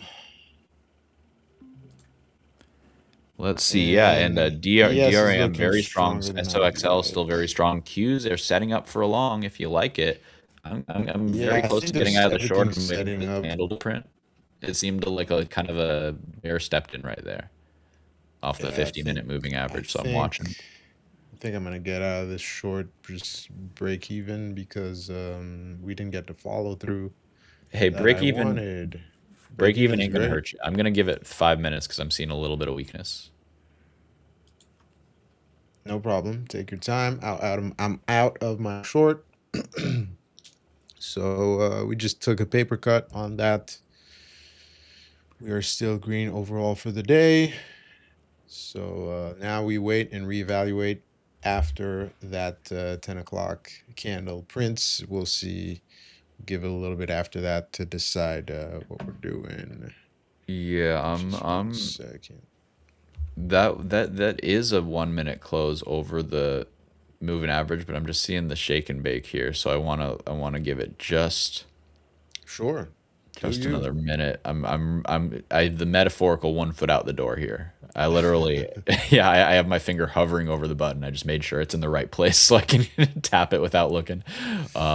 So this really helps me to actually, I know it seems silly to actually physically hover your finger over the button. Or if I'm really stressed, I will literally click my mouse over the button. So all I have to do is get my hand off the screen and then I'm out. Oh, really? Interesting. Yeah, because for me, it's a weird thing where it's really hard for me to pull the trigger sometimes. So I do everything I can to make that catalyst as small as possible to to activate, because I know me. I'm kind of a psycho sometimes. My emotions can get it. People are like, "You're so stoic, you're so calm." I'm like, "No, dude, if you knew what was going on in here." You would Just it's good acting. It's good acting.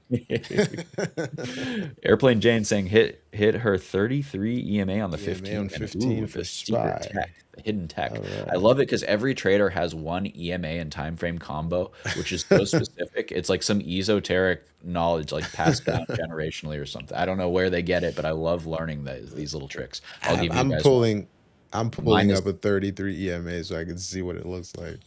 mine is the 27 EMA. So do with that what you Whoa. will. Okay. I think we might be seeing a little bit of a roll, just considering it as a possibility. Maybe. ZNTL putting in work for Crow. I keep missing things because I'm trying to watch and parse through this market dynamic where I'm not really sure what I'm seeing, and I gotta respect the strength in Qs overall. I'd like to see the rejection and the weakness in SPY kind of play out, but so far, I have to entertain the possibility that SOXL QQQ may just be flagging for another push. You might just be You flagging like for 26 SMA, Jane. Nice, interesting. Oh yeah, but I was just saying that yeah, watching this push and pull has been making me miss these small cap plays. Look at ZNTL. We were watching this one yesterday, and boom, Crow, how much you catch? nice. Whoa. 480 to 6 plus, beautiful. You got in at 480. So this is a really nice example of how it might look like a big move. That's a 30 second, not 30 second, 30 cent move. That's 6% in like 1 minute. So many people would say, hey, that's too much for me. But Crow said, hey, this is what I need. That's the sign of strength. I know this is the start, not the end of a move. So That's boom. nice. And his target Nice. seems to have been $6. Yeah, from Hey, 480 to Stefan, what's $6, going on, man. man? That's a nice trade. Absolutely, absolutely. And you see they're playing games Congrats to Crow. here on cues. They're There playing we games, go. man. There it is. There you go. There you It's on go. down. I was waiting for the hourly. All right. Patience paying off. Patience. All right. So I'm going to take a little bit more off when we break a new low. The second that any candle below the previous swing low after we achieve that target shows a buyer, I'm just going to take a little bit off, lock a little bit more in. And all right. Now I'm feeling much higher conviction there about that, though. So I feel Let's go. Talk saying thank you for the Friday show. Awesome. Thank you. Glad to be here.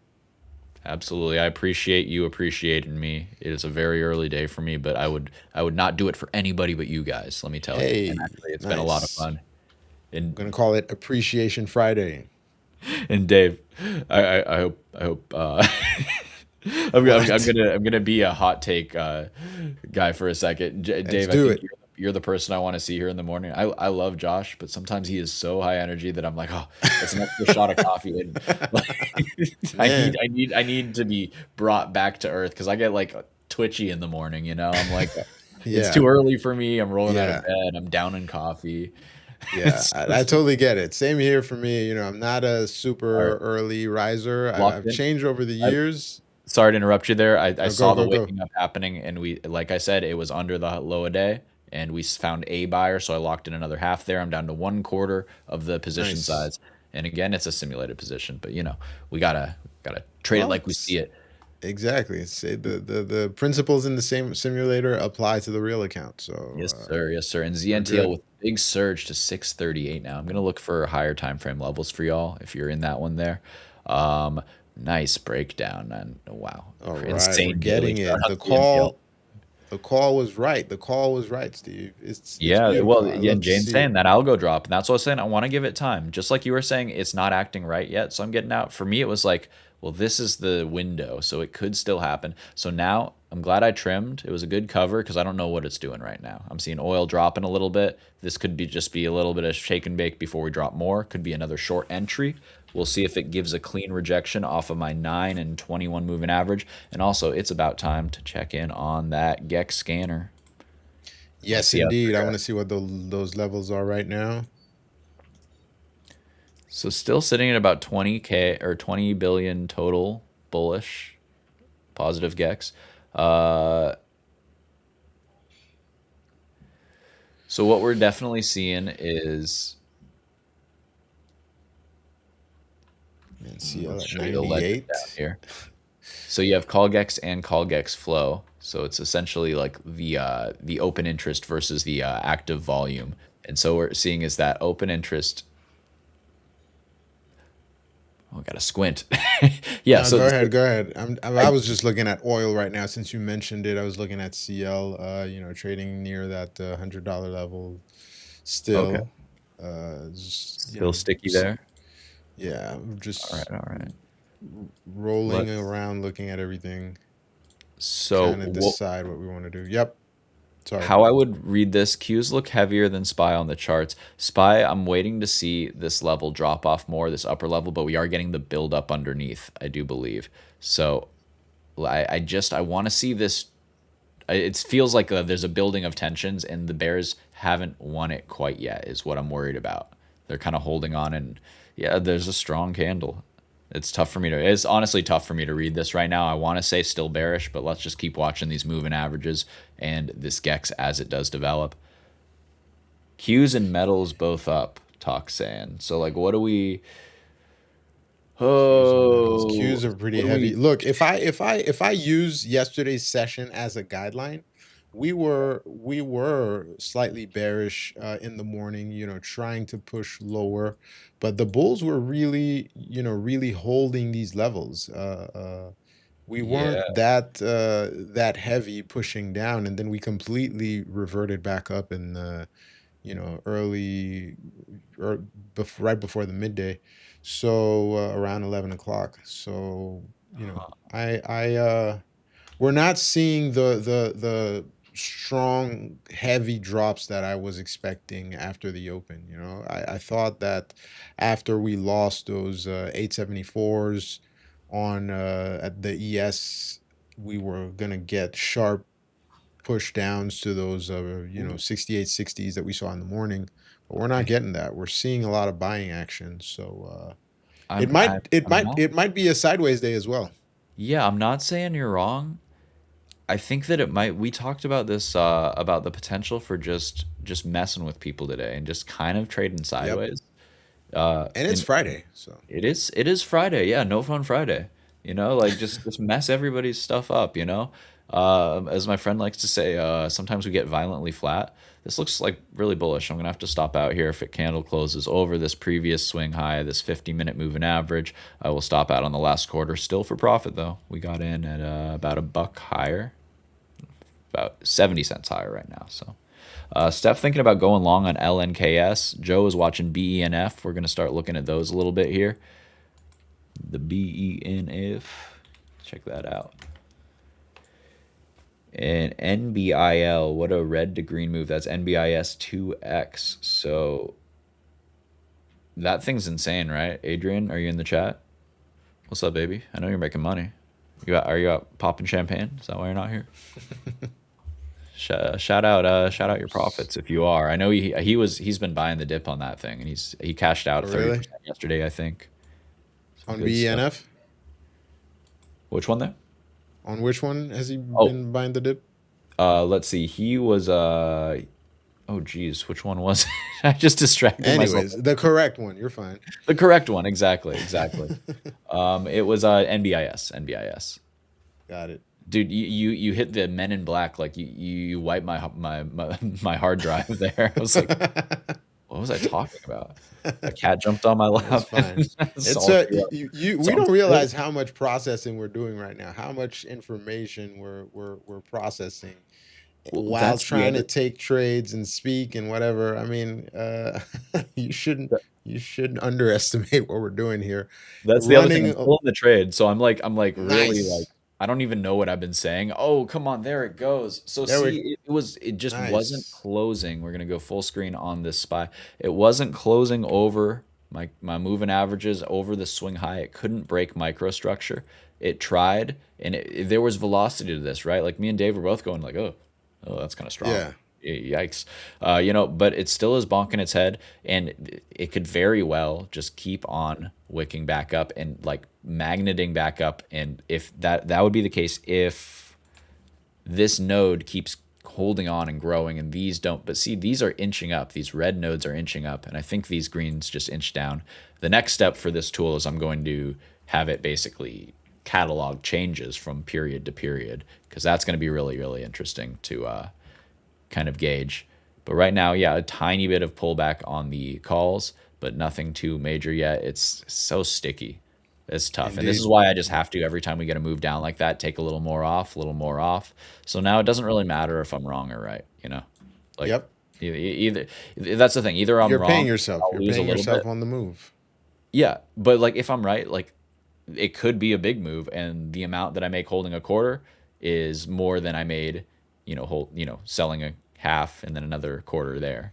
Yeah. So that's my system. And see, all I got to do is just ramble, yap a few minutes, and usually it'll chop itself out. And the overall trend, it'll psych you out if you're watching too close. But if you just zone back into existence every couple minutes for the minute close, not too bad. Exactly. Not too And bad. zoom Hey, out to a higher time frame, maybe, and this way you're not watching every tick. mhm. We got Badaf 19. Oh, I know you're from the future side, so welcome. He says, "Hi, just got in. How is gold right now?" Well, I have gold pulled up on my Oh, you chart. got it. We Beautiful. could talk about yeah, if you could put my chart up, we could talk Uh, about what we mentioned for the longer term. Gold still horizontal right now, kind of inching higher. But we talked about different scenarios this morning. My call was 60/40, at least in the near term. So the next few days, we could go and continue. That's the clear uptrend here, and go retest those 5,000 or maybe 5,100 level there. That was the area before we dropped and saw that huge sell off there. So, we have the logic is what? We have a positive 2 week ahead of us, no big war, supposedly. The inflation data, the CPI data was what it was. yeah, And we have so far a positive outlook now. I I think this, always have Dave. positive. Yep. I'm sorry to interrupt. Just the only time I will is if it's time sensitive. I'm still Go. seeing Jane's mentioning the algo battle. I'm still seeing this seller is not relenting. The last thing I'm looking for is just okay, and I'm still seeing the ticking higher on the 6830, and yeah, now it's starting to grow a little more. I think we're about to start to ramp down on the sell here. So I just wanted to let people know that this is the time where you can wait for either an expansion candle. So we're probably going to get an expansion candle, and then we're going to look for that to close, and then the next candle to push up into that, and that will be our short entry as the moving averages come on down. So if you're not in already, don't chase it. I mean, it's not a big chase right now, but just in general, you don't feel like you need to chase it, and we're going to watch and see what happens here. So for example, what I'm describing, we saw that a few times this morning already on this big expansion down. You could wait for it to come up and you enter when it comes back into these moving averages. And sure, you get scared a little bit, but your stop's over the previous swing high. Structure holds, Hmm. and it ends up resolving down. Now we have the expansion stick down. We're going to draw out the potential 1 minute fair value gap buy zone.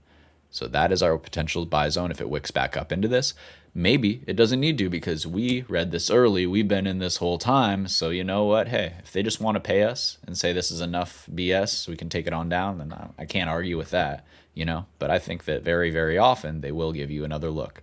So far, there we go. It's going to try to hold this low. The last thing that bears want to see is a big, strong candle here, a sweep of these previous lows and this kind of downtrend line we're making. Let me draw that out. Call it that. Really more like this base one here, like that. But as long as we don't get that, I'm inclined to short it. Okay, I'm sorry. So we were waiting for this candle to print. So there's our zone. There's our zone. You're allowed to short it up into here into this moving average. But see, like you can do it right here. It's just scary when it's got this velocity. I'm not gonna lie, but it is a valid short here with a stop over here, and we'll see if it ends up working. That's the thing. I trade this so much, and every time I see them do that, it always still makes me go, "Whoa!" It's a little violent, when they Yep. run it back up into the moving averages. Even if it does end up wicking down, it's It's still scary. it's scary. It's scary. That's for example, this morning, that's where my paper hands got scared, and I was like, all right, guys, I'm not gonna hold this. I'm not seeing what I want to see, so we'll And see. But back to gold. what we talked about this morning, let me go. Yeah. So what we talk about this morning, at least in the near term, is we are, and I'm calling it 60-40. We could see in the next few days a push back up. So respecting this uptrend there, Oh man. and going and retest that $5,000 level. So that is entirely possible. If we are unable to do this, we might on the, yep.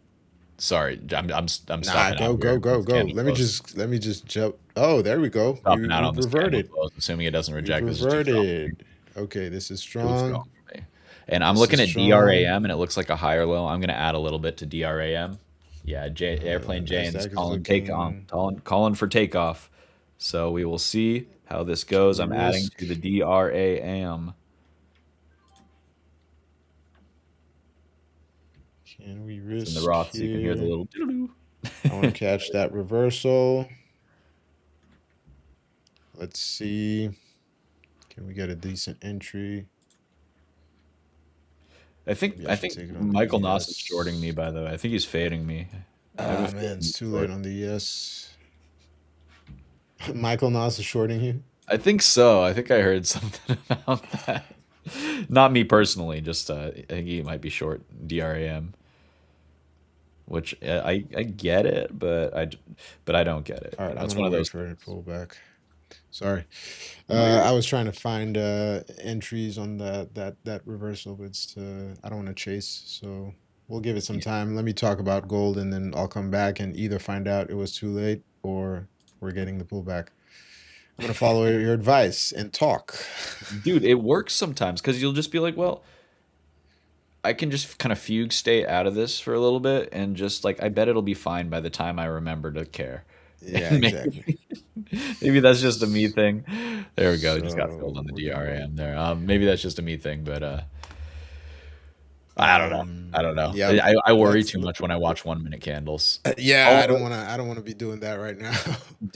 Dave, for me, the biggest thing is to just trust my gut. And my gut told me there, like, that 1 minute candle, I needed to interrupt you there right on the velocity of the 1 minute when it broke that trend line. Cause just, I knew Yeah. in my gut that my idea was wrong at that point. Yeah, So, this what got me out, and I think I got out somewhere around here. Break even is I expected a further push down right there at around 950 before 10 o'clock.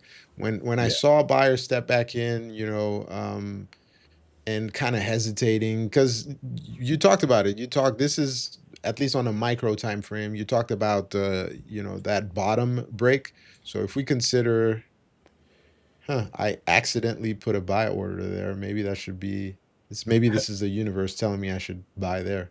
So Yeah, maybe. I'll You got to watch them. anyways.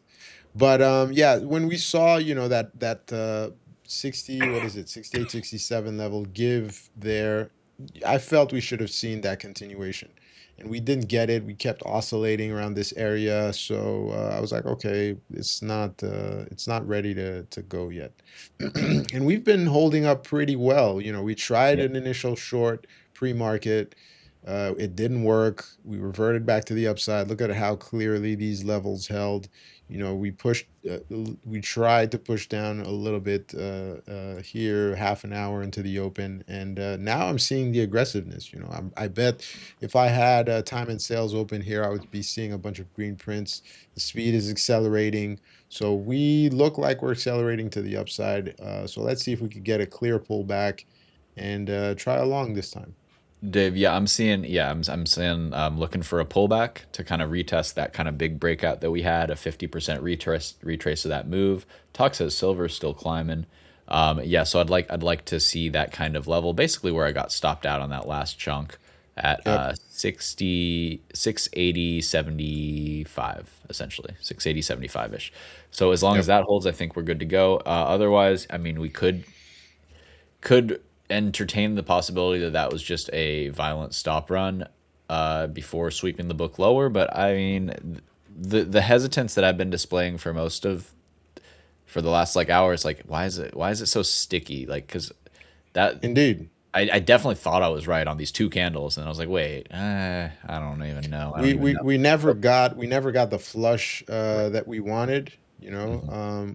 so I agree with you there. We're probably reverting back, and You know, it's full steam ahead. We're gonna finally break There it is. that $7,000 level maybe on the future Yeah, side. In a for few me, next coming days, weeks, we'll see. wow, yeah, that's a nice follow-up stick there right off the 9 minute. And for me, almost always in hindsight, when I think a setup's going to happen and then there's just something that's just bad vibes about it, like there's just something that's Hmm. not acting right, often I'll think of the word sticky. Price is stickier than it should be here. What's catching it? What's holding it?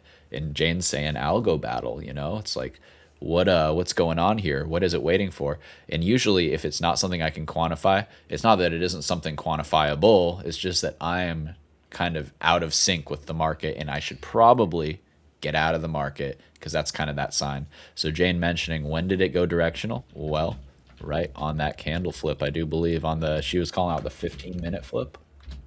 Jane, did I get it right? I think so. Or did you say 10? You said somewhere like within a few minutes of that. So absolutely, I'm with you there. So this is kind of like,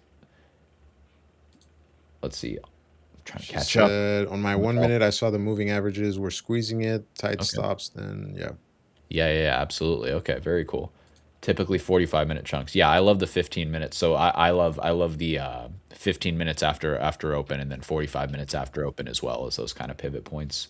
Right? Interesting levels to watch. But just in general, guys, these candle flips are so important to watch for character change because that is where the algos will often change. indeed. So just a quick note there. We have about 10 minutes left on the stream. So, hopefully we find something interesting to get into. I don't want to be chasing Looks like a this. long, honestly. Like It I don't is know. definitely a long now. I just don't want to be chasing this.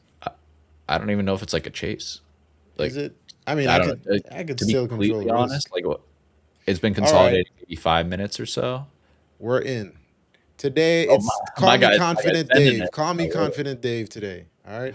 I love it. Let's give him the squeeze. I'm looking at cues. I'm thinking that it's depending on this candle close. I would like to see the expansion is the thing. Yeah, we'll see. We'll see what happens. This could still look. This could still be a short, guys. I It, it, mean, it could be, and like it could. this is It to could have me. been. Yep. Sorry, just to me, it's like the curve on the cues and the spy especially. To me, it's setting up for a big move. Either it is going to squeeze up, which is what my bias is, or it's going to fail that squeeze up, just like we failed to squeeze down, and that kind of gave us the juice to make this move. So it's kind of like Jane's saying, like dueling algos there. Oh, Hmm. and Jane, this is why we get along. She's a Camarilla trader too. Yeah, absolutely. So we're looking at that Camarilla level at 68.75 and change, right about there. And we want to see, let me double check my chart, see if we got the exact same one. But I think I had since I talked to Jane, I had put my pivot points on. Why are they not showing? For some reason, my pivot points are not showing. But I could bring them up. Let's let's see. see. I have one at 68 or 681.95 there. I'm not sure what that is. I gotta do the math. I'm like, wait, what is she trading? Is she trading ES? SPX? She's probably trading spies. Yes. So she said. And now do My I need 9-year-old next will be period fine. pivots for ES? Is that what's going on? She's trying to confuse us while she shorts the market. Is it gonna roll? No, What I is don't. Coach saying? Coach TV saying, "Hey Dave equals. I think he hit the high. Yeah, might have hit the high. We'll see. You might have top ticked. Was that the I indicator? might have top It ticked. is. Yeah, I know. Like, I might have top please, ticked. please That's what tweet. I was about to say. I was saying that this is as good, and I entered long because call me confident Dave today, and I'm feeling good. I don't mind taking losses today.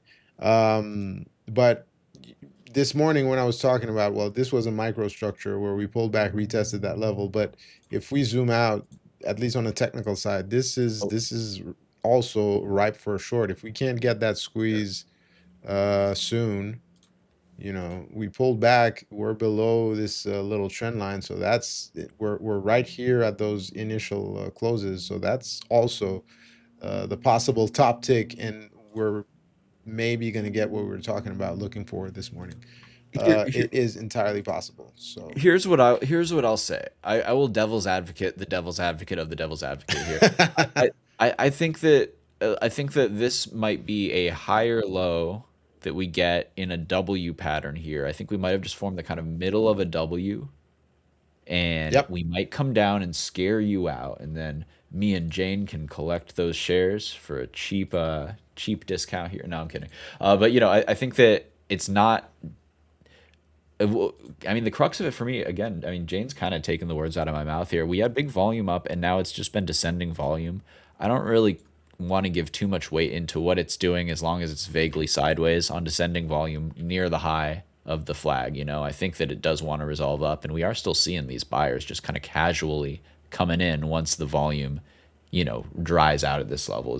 That's my kind of read, is that we might see a little pullback, but this thing seems usually when I'm buy a short and then it just won't go short, I should just go long, and it's probably going the Yeah, other direction, exactly. So Exactly. that's kind of what I'm operating off of here.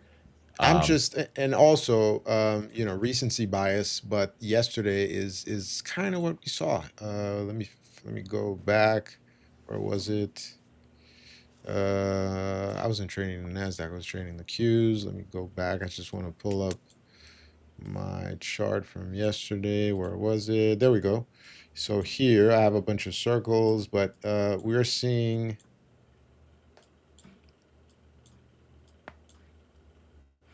well, yesterday was a little cleaner, but it was very sticky around here.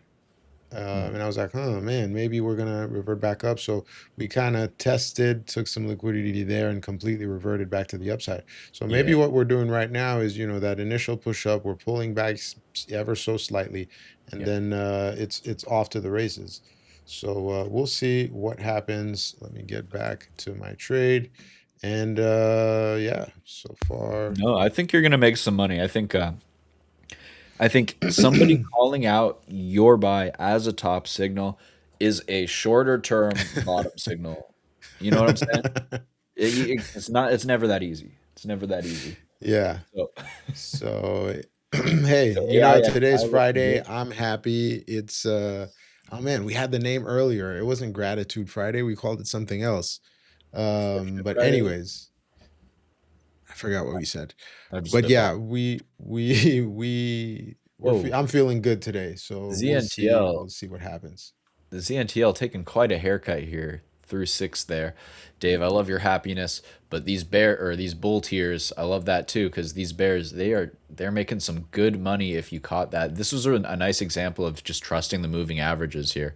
It just was not acting right for 5 minutes here. Let's pull up your screen Oh, because whoops. you're Sorry not about there that. yet. No Awesome. problem. Thank you so much. So ZNTL here, great example of just trusting the process. When it loses the trend line, when it fails to reclaim a trend line after it's been up a lot, and then it starts to lose these moving averages here, you can say, hey, all right, bottom Mm-hmm. wick, we should hold, right? We should hold, Yep. right? Well, if we can't hold, that's a big red flag. This move up into the moving average rejects. That's another red flag. That's two strikes. And then this is the third strike. It tried to push out and pushed a wick and then lost and engulfed the bottom of that candle there. That's three strikes, you're Mm-hmm. out. And if I'd seen that, that would have been a nice little momentum short here. I think that it is going down back to this 539 to 550 kind of range, which I guess it kind of already did transact. I think it can go lower here to 445, retrace the whole move.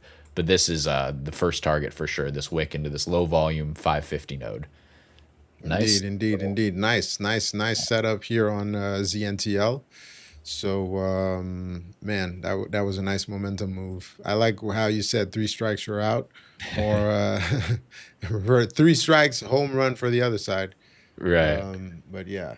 Often it's like three signs against or for my thesis is usually enough for me to feel confident enough about pulling the trigger and get that win rate up from like maybe 60% to 70 or hopefully 80 or Or so. hopefully What higher. do you think about this chart here? Do you have strong feelings Let on me let me BENF? just put it on full screen mode because I can't see.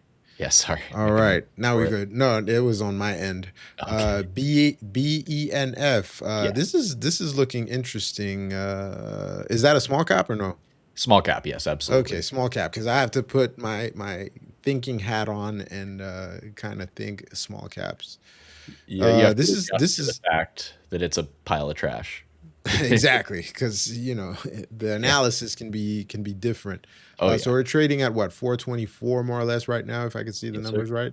Yeah. Okay, this is looking like a nice little pattern for me to go, to kind of go bullish and go retest that upper end of the wick right there. I would kind of, well, you don't get them often on the small cap side, but I like to see it test, pull back, retest the upper end of that wedge right there, and then enter, or at least scale in on the break. So we would technically be scaling in there. And Or, then exactly. Now, like one thing you have to be aware of is if you could copy and paste the upper line of your wedge there, your triangle wedge. Yeah, exactly. Copy and paste it, or just move it ever so slightly up to the upper end of that wick there. That's what you need to watch out for.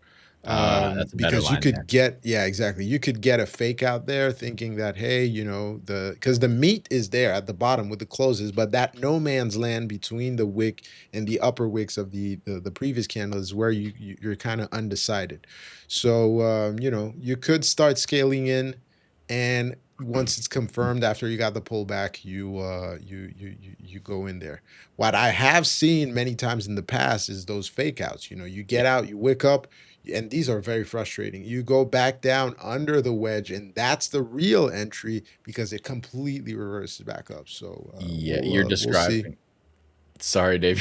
You're describing exactly why I kind of hate these, and I was like, I'm gonna Yeah, pawn this one on off to Dave, make him do the gut check because it's tough, right? And these it's pennants can tough. really mess with you, right? On these fake They outs do. or downs. They So, do. And mhm. And the best way to get them is actually on the bottom end, the bottom edge. You don't wait for the breakout. You kind of anticipate. You get them on the bottom edge of you get two touches. If you get the third one, that's where you're going in and, praying to the market gods, small cap gods, sorry. Yeah, no, I love that. And to me, it's kind of like identifying, like, okay, if we do this little fake out move down, then it will only happen for maybe 2 to 5 minutes. It's going to be brief and it's going to run stops. It's going to get everybody scared through that uptrend line that we're talking about. And Yep. then from there, it should be a very snappy response. And you'll know, like, that'll be like the little mean reversion, right? Like, we're in a trend overall up, but we're oscillating up, down, up, down. We're coming down. Oh, whoops. We're coming. Why am I doing this? I'm making it so much harder. I'll draw it on the screen. That's so much No, you're smarter. fine. You're fine. You're fine. And So then right there's our after trend you drop. draw, we'll show that the trade is working. It's paying off. We did not top tick, at least for now. And then we got 1 minute left on the stream. Oh, wow. Okay. I will hustle then and stop yapping. My only point being, so this blue line here is the general trend. You're going to Mhm. oscillate around that. So when we're buying in a consolidation within this overall upwards trend, that pennant is kind of like this pennant within an overall Yeah, upwards trend. So if you look for one of these higher lows that kind of runs this pennant shape, the small pattern, everybody who's like squinting, staring at their 1 minute charts, they've only been looking at this for 10 minutes since it's been on their yep, scanner. They're going to stop out here. And then the real move is, like you're saying, actually expecting this overall trend to hold, and you're a buyer here while everybody else is a seller, thinking this pennant is breaking down into hell. You know, exactly, so just the exactly. zooming out can really help there, and I think this is starting to look good, and that might have been a little entry, that little pullback. I'd like to see a little bit of a run back here, but the idea is also, if it isn't this, if you're just wrong, and it's gonna do this, well, then pretty quick, because right here, instead of a higher low, it accelerates down. Exactly. It Five accelerates into it. minutes. You just don't want. So maybe you just Oh risk shoot! off Sorry. of the initial part of the pennant, the wedge, and then you're good there. So yeah, hopefully BENF goes to the upside for anyone who's betting long. But I'll tell you what, the indexes are going up right now. So it is a green day for me so far. Happy about that. And on that note, thank you very much to everyone who tuned in today. It's been a pleasure. Steve, as always, I was happy to have everyone here in the chat. And I will see you next week in the markets. Yes, sir. Thanks so much, Dave. It's been a blast. See you then. Thanks, Steve. Take care. Bye.